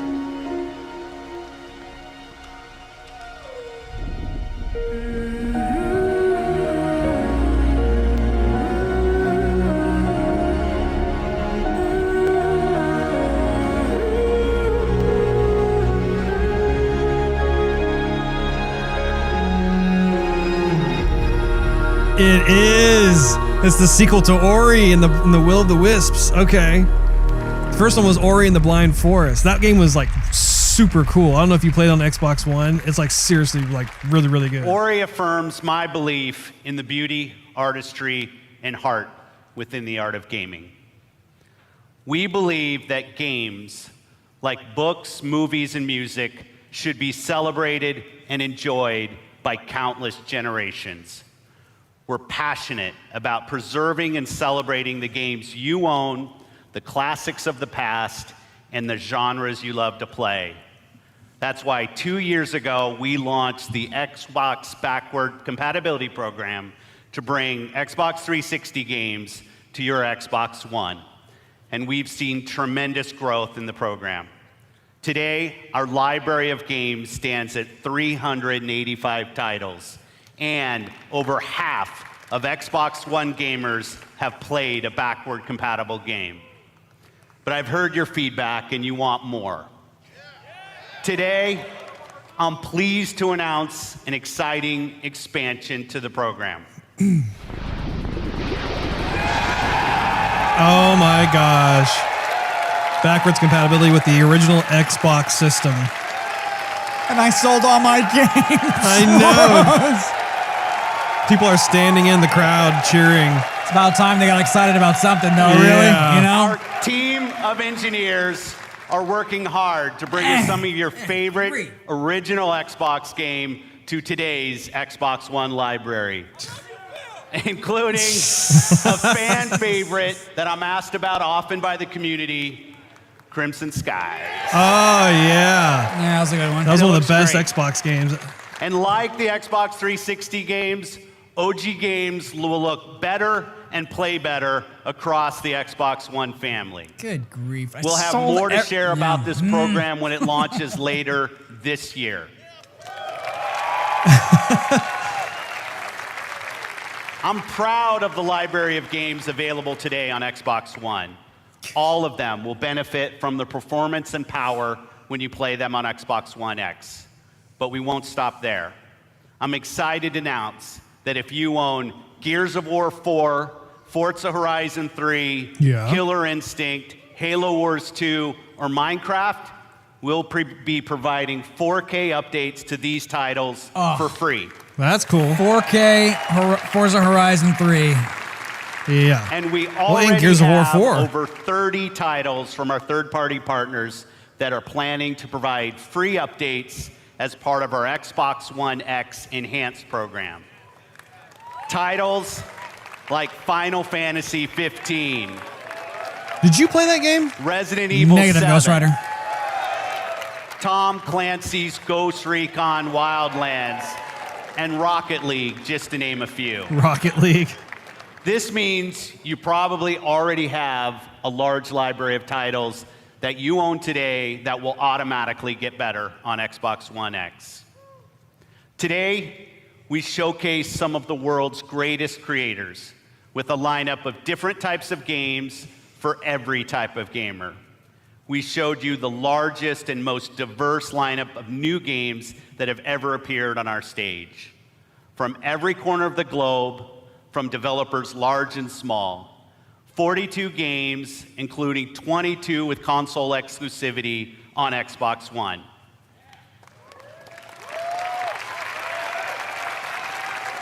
And you're also going to be able to play all of the biggest cross-platform blockbusters on Xbox One. And every game will play great across the Xbox One family, and on Xbox One X runs every single game you've seen even better. So if you haven't joined the Xbox One family, now's the time. This week, you'll find Xbox One S available in the US for $249. And on November 7th, we'll begin worldwide rollout of Xbox One X, the world's most powerful console, at $499. I knew it, $500. Be the first to experience unrivaled power and performance on the Xbox One. We close today's show by looking to the future with a really great partner. They've been with us from the earliest days of Project Scorpio, and they're building an incredible game that takes advantage of the power and performance of the Xbox One family and the new Xbox One X. Please welcome Patrick Sutherland, Executive Vice President, EA Worldwide Studios. Oh, I bet this is going to be Anthem.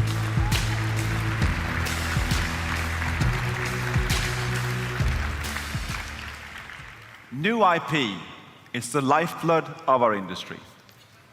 It's also risky. At EA, we have teams dreaming up a lot of projects, and only the greatest will make it their way to you. And that's okay. It's all a part of the creative process. And it's worth it, because when you find something special, there's no better feeling as a developer than introducing players to a brand new world.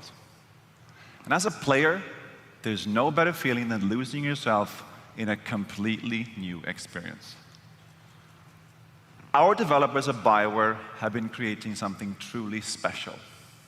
A huge open world that is lush, savage, mysterious, and ever-changing. Filled with interesting characters and new types of gameplay you'll enjoy with your friends for years to come. This is what's possible when we take an extraordinary vision and combine it with the latest technologies and hardware. Amazing concepts become possible. Great ideas become reality. So here we are, and we are so excited to share this with all of you. On behalf of the team at BioWare, let's see what this game looks like running on an Xbox One X. Here's John Warner from BioWare to show you Anthem.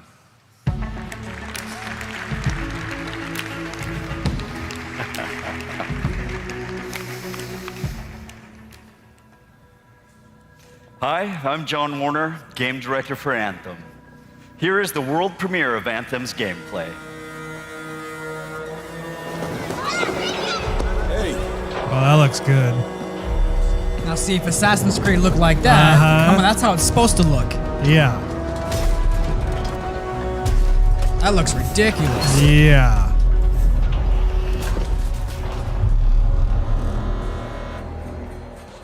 Freelancer. Fraxling. Listen, there's trouble.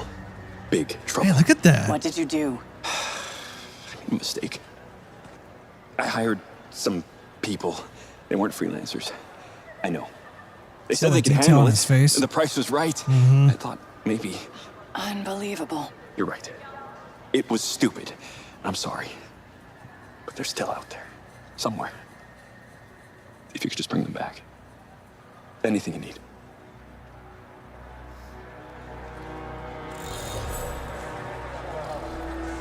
Man, look at that. That looks like game graphics. You see In the world of the Anthem, description you up and there? your The- friends are This is freelancers. game graphics. Yeah. The heroes who leave the safety of the walls of Fort Tarsus to explore the unknown and protect humanity. Let's join two players as they head out on an expedition. Hey, Paul. You ready to go? We're just grabbing some supplies. Just about ready. What are you going to use today? I decided to go with the Colossus. Oh, that is I'm so gonna use my cool. Ranger. Try out some new upgrades. I bet it's really sweaty in those suits. Yeah. Nonsense. They have AC. Yeah.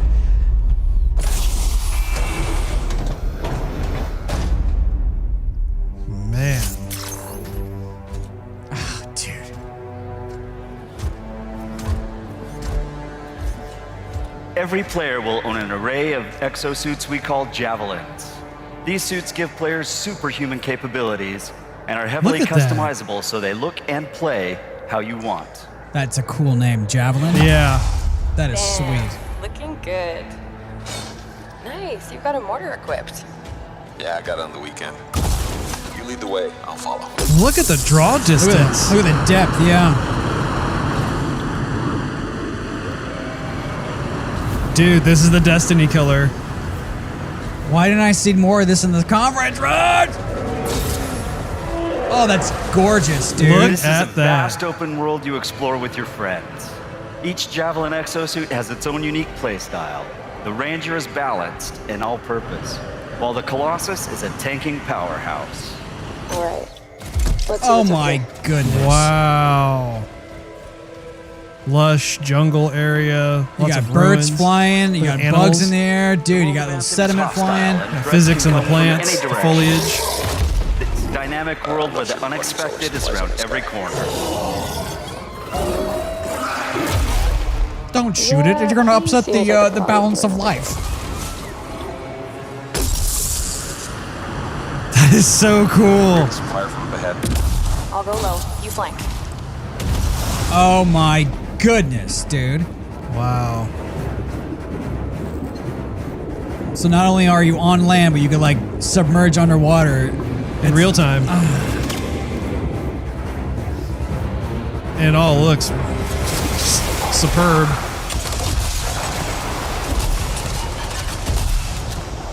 Hang in there.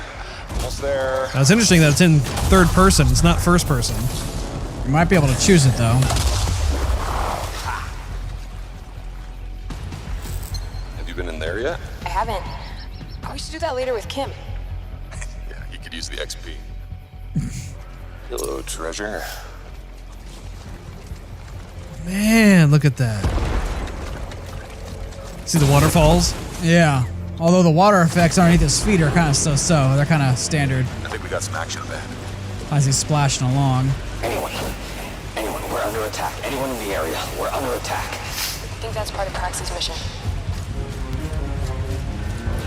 You can equip your Javelin exosuit with gear that brings devastating power to combat. Whoa.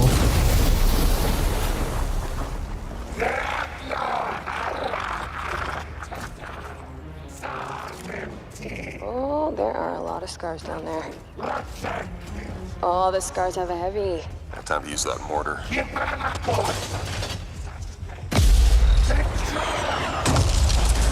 Oh, dude, that was pretty explosion was satisfying. Great. Give me some cover. There's a bunch more coming in. I do want to see first person though, Russ. Yeah. Oh, nice homing rockets. Kind of reminds me of Mech Warrior in a way. Dude. Oh, come on. Be something good. Oh, yes! Jerry's wrap. Oh, nice. Large-scale world events like Shaper gosh, look at Storms that. are dynamic and pull you off the beaten path with the promise of new stories to discover. Oh, Shipper Storm incoming. Okay, actually, let's get some more people. Hold on a sec. Hey guys, what's up? That looks so incredible. It's so, I don't even know what to say. Yeah. I mean, it's like right out of imagination. Look, look at all the the sticks and the leaves on the ground and stuff. It's not like a basic path. No, it's not. It's not like a flat texture. Like everything is modeled. And of course now, like the streaming is starting to choke. Whoa. Oh, look at the flashlight on the floor. It's like everything has a shadow that can have a shadow.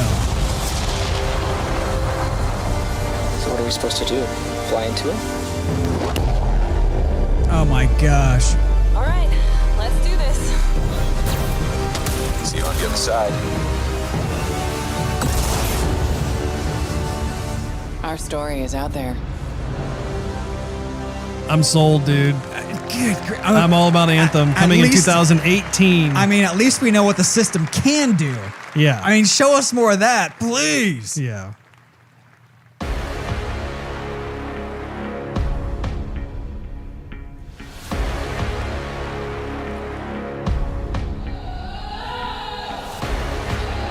I mean, EA is still riding high. Yeah. You know?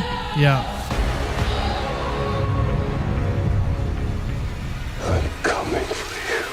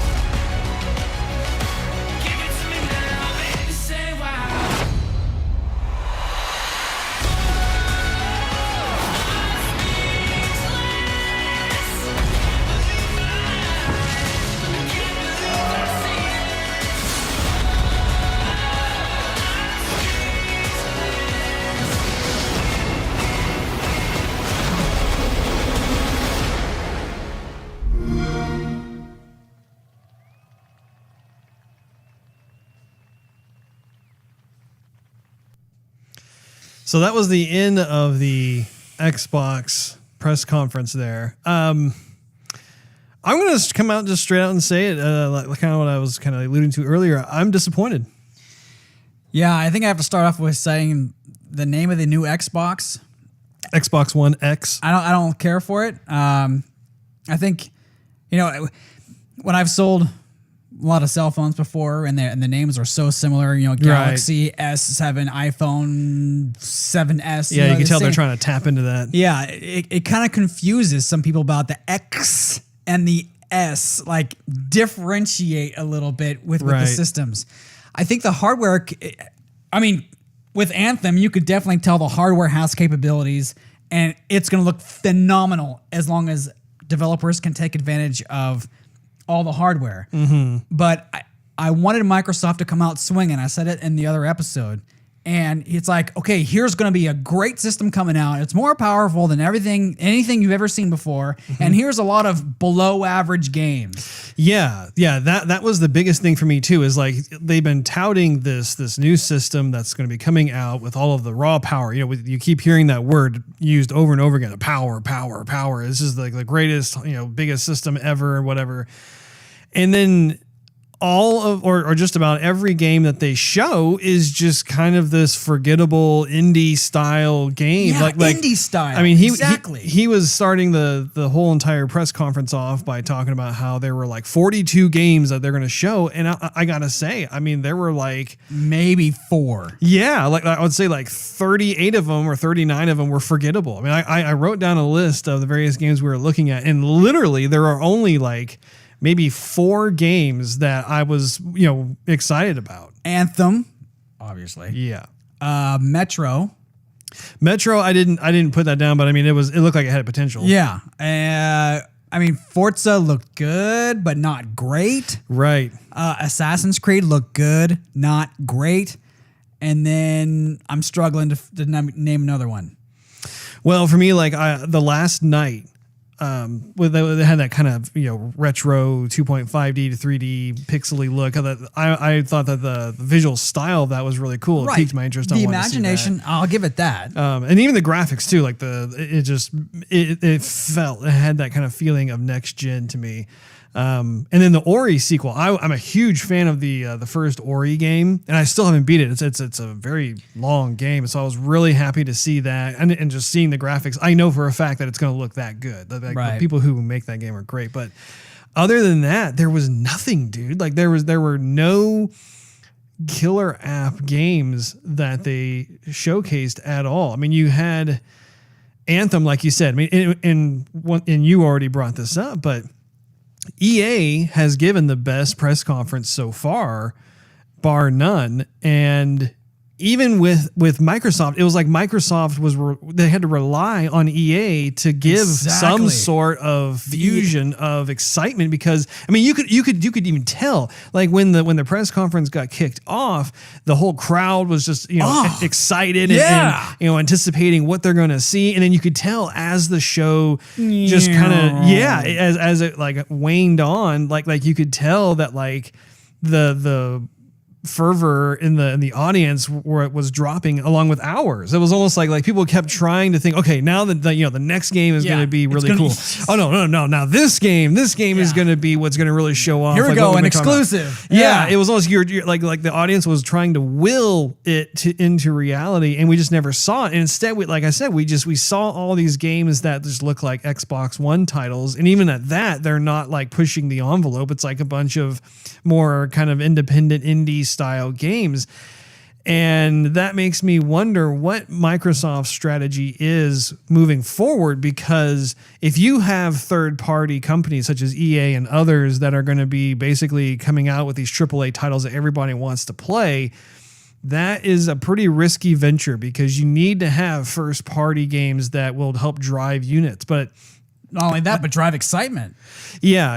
I mean, like what we were talking about, Forza was probably going to be shown, and of course it was, and we're reviewing some of the footage right now as we're talking to you guys. But I mean, yeah, Forza. I mean, it looks good. Forza always looks good, and it's not by any means bad. But I will say that aside from the environments having a bit more of a higher fidelity, honestly, Forza Horizon 3 gives this game a run for its money, and is crazy good to play. Yeah, it's great to play. It's an imaginative fan of cars. Yeah, game. I mean, anyone who loves cars and loves like the outdoors. I mean, environments. Right. Buy Forza Horizon 3.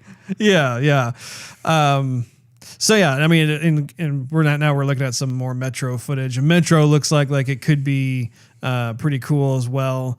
But yeah, just overall, I don't know how to move forward with it based on what we've seen today. I was really expecting there to be maybe 3 or 4 must-have titles that just push the envelope, and I just don't see it. Yeah, I'm looking for reasons to give Microsoft money. Right. I literally am looking for reasons to give you money, and if the vast majority of your showcase, this is your time to shine. Yeah. The world is looking at the Electronics Entertainment Exposition, and if you cannot shine here, how can you expect to get people excited upon your new system launch? Yeah. I mean, they're launching, and everyone's going to be supposed to buy it during Christmas, but here, buy the system and here and a bunch of below average games. I mean, Well, and again, into what Microsoft was talking about, the games that they're showcasing are going to be available across all of their systems. It's not going to be just, this is an Xbox One X exclusive. And so by looking at that, I'm thinking, okay, well, I'm not compelled, with the exception of Anthem. When I, looking at Anthem, I'm like, yes, I need to get an Xbox One X in order to like really, really appreciate just all that game has to offer. But aside from that, all these other games, I'm thinking, it doesn't compel me to spend $500. And once again, I was hoping I was going to be wrong about that price point, because that's something else we need to talk about for a minute, is the fact that last time when Microsoft unveiled a system, which was the Xbox One, they debuted that system at $500, and the Sony PS4 came out as $400, and Sony took Microsoft to the cleaners because Microsoft got too greedy. And I warned my friends who work over at Microsoft about this, about saying, you guys have got to be able to match Sony price point to price point, because otherwise you will lose out on market share and mind share. And sure enough, that's what happened, was that people just went for the PS4 instead. And looking at this, I think that they are going to be making the same mistake again, because they're trying to push this out as $500. And honestly, there are not enough games that are going to be coming out with around the Xbox One X launch that are going to warrant me to shell out $500. If they came out and said $400, I thought, well, okay, that may entice me enough to pick it up, but I'm going to have to, really look at the other games from the other companies that are still to come for E3 to see what kind of offerings they have, and then make a judgment call. But as it stands right now, I'm on the fence. You're exactly right, because I was working retail at the time when the Xbox One and PS4 dropped, and it was probably a ratio of 10-1 where people are asking for PS4 and not Xbox. Even Microsoft, with all their little demos, they never made them playable. And so everybody who was going into stores was looking at a video, rather as Sony, who had two controllers out there and were like, hey, start playing the game and see what you like so you can buy games with the system. Sony did a masterful job of the PS4 launch. They kept it with the hardcore gaming ideals in mind, and everything they did. They also were very fluid in terms of watching what Microsoft was doing and position themselves in such a way that put them in a favorable light, and that really helped them, and that really hurt Microsoft. And I don't really understand where they're going with this whole thing, watching this press conference in particular, because it's just like what we're talking about as we're going through looking at each of these games. Right now we're looking at Assassin's Creed again. Takes place in Egypt, and as an Xbox One title, it's like, oh, okay, yeah, it looks decent, and it has the standard Assassin's Creed kind of gameplay with the addition of being able to use a Falcon, which I thought was cool. But and the architecture looks fantastic, like every other Assassin's Creed, which is a good thing. But the thing is just the fact that it does not scream next generation, and this is the biggest thing for graphic whores like myself. I'm all about, I want as big of a memorable cinematic moment as possible. And I realize, show me what you can do. I realize I don't represent all the gamers out there. There are folks who don't really care about that. They want a game that they just want to be able to play, and as long as they enjoy it, then they're happy, and that's fine. But when it comes especially to how they are pushing and pitching the Xbox One X as this graphical tour de force, this powerhouse, and how there's all this hardware under the hood that will allow them to be able to crank out these amazing games and that sort of thing. Well, where is it? I don't see it. And I think if I were to compare EA Games lineup to Microsoft's lineup, EA only showed 7 games, and all of them were quality. Each one we saw, we're just like, oh, I can play that. At least 5 out of 7. Oh, sure. I mean, that's success right there. Yeah. You look at it, and just by the end of it, I was just like, oh my gosh, I'm freaking out. I'm so excited about what I'm seeing. Versus Microsoft, where they're saying, oh, well, we have 42 games we're going to show you, and it's like, yeah, most of them, I don't care. I really don't care. Yeah. How is this deserving of my money? I mean, thanks, but no thanks. Yeah.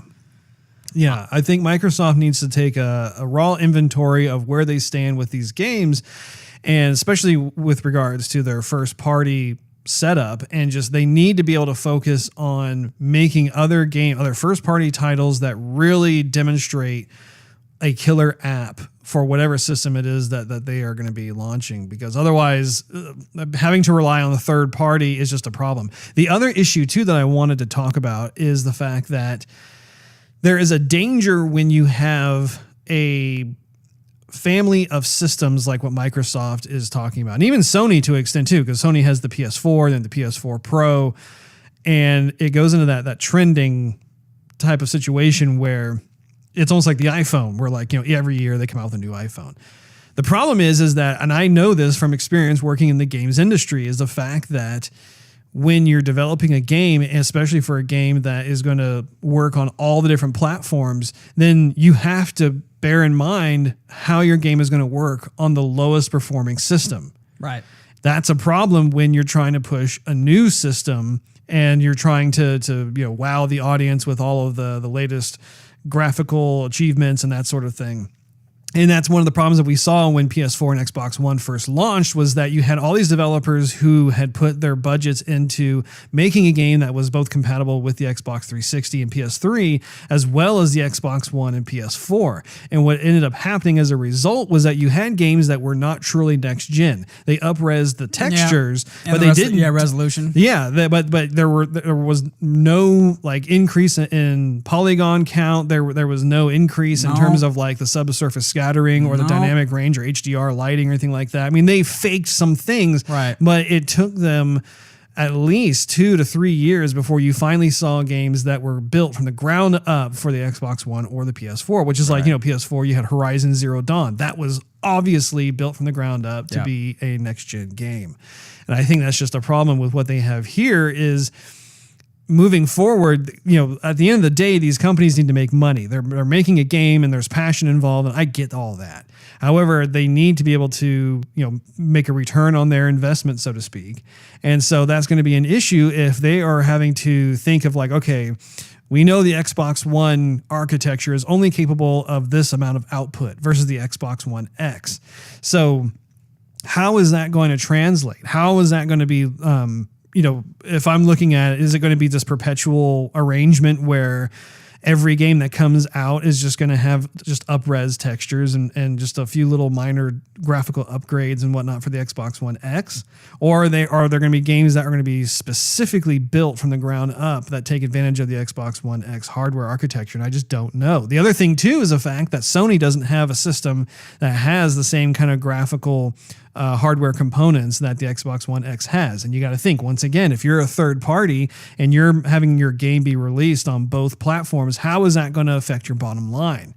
So there are these concerns I have, and I hope I'm wrong. I mean, that's the biggest thing about it. I really do hope that they have a solution for this type of situation. Because as it stands, if they end up just kind of making a game that is available for all these different classes of systems, I just don't know where I'm going to be in terms of whether or not I'm going to buy the next system or not.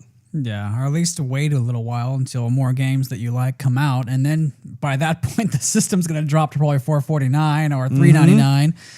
And at that point, the games are going to be a little bit cheaper too. So it's just like, why should I rush out and buy the system at full pop if there's not really substantial games to play on it? What do you think of the design?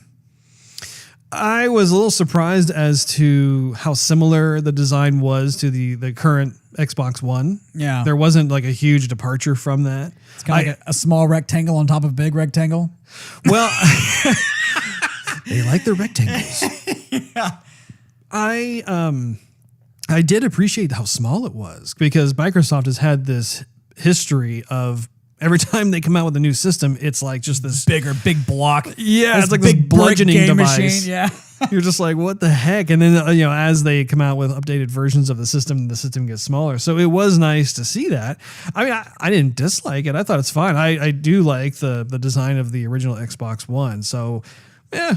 I mean, once again, it reminds me of what Apple does with the iPhone, where like you don't really see some sort of huge redesign to the phone itself. They make little subtle adjustments and that sort of thing, but it's not like a night and day difference. It reminded me of a PlayStation 2. A little bit. Sort of, you know. You know what would have been cool is if they like coated it in like carbon fiber or something to make it look, you know, cool and edgy and new. Well, that's what I liked about the Xbox One was that, you know, one half of it was like this matte finish and then the other half had that more like gloss to it. Right. I thought that was pretty cool. So, yeah, the jury is still out for me whether or not I'm going to be rushing out and getting the system. I think it's going to be completely dependent upon what other game developers have to show at this year's E3 that will showcase, hey, if you have an Xbox One X, this is how it's going to look. And so, you know, the other thing too is that I personally do not own a 4K TV yet, whereas you do. So you're in a better position to go out and buy it on day one than I am. And that's going to be kind of an interesting thing too, is that there's going to be this adoption period of folks who currently have televisions that are like 1080p, but they haven't made that jump yet to 4K. And so... Can I weigh in on that, Russ? Just a little bit. Go ahead. Even if you don't have a 4K TV and you just have 1080p, you're still going to get quite the picture. Because if you think about it, Blu-ray is a phenomenal picture by itself. Yeah, it is. And that's true 1080p. Even if you're getting like high definition cable, that's not even true 1080p. So, I mean, I've played 4K videos on YouTube on a 1080p screen. Even my old 720p screen, the video looked phenomenally good. So, I mean, even though if you have money and you need to upgrade your TV, I would definitely go 4K because that's the way the industry is going. But if you have a 1080p TV that you're happy with, and you have a nice 1080p TV, I've told you, your TV's got a lot of depth to the color. I wouldn't rush out and buy something too quick. I would see how the games look, and if you're satisfied and you're happy, then I would just keep it. I wouldn't do it before you buy the system. One thing I would definitely recommend and highly suggest to everybody is try and get some sort of either cheap or some sound system before you upgrade your TV, because better quality sound in these games is going nowhere but up. And they're going for surround sound, and you're missing a lot of many aspects of the game if you don't have surround sound. Right. And I mean, I'm a sound guy too, but what I used to do sometimes when I would sell TVs back in the day is I would play two speakers, and people would be engrossed in the movie, like Pirates of the Caribbean or Lord of the Rings, whatever I was showing, and then I just mute it, and everyone's looking at me like, "Huh, well, what did you do that for?" I'm like, "Oh, wasn't the picture exciting?" They're like, "Well, yeah." I'm like, "Oh, sorry, I'll turn back on the sound." And then the sound comes back on, and all of the sound comes back alive again. I mean, sound really makes... It's 50% of the experience. Oh my goodness. Plus, and then if you listen to music or you're watching movies, you're just going to be that much more entertained. I would suggest more getting a better sound system than upgrading your 1080p TV. That's all I have to say, Russ. Go on. Thank you very much. Well, anyway, we are going to take a short break, and we're going to come back with the Bethesda show, which will be today as well. We're very curious to see what they have to offer. But I think in between shows, I'm going to rewatch again the Anthem trailer, because that game that's what Joygasm's all about right there. So... Sorry about being a negative Nancy, but we want to keep it real. Yeah. No, I mean, that's one of the things about this show is that we're not just lapdogs for the games industry. That, you know, we do take a very down to earth, sober approach to things. And if there is something that just really is amazing, we're going to absolutely applaud it. However, if at the same time, if there is something that we're watching and it's just not blowing any skirt up our air, hot air off skirt. My goodness, what the heck? What the? And basically, if there's a game that is not impressive and we feel as though that a better direction could have been taken, then we're going to comment on that. We're going to talk about that. So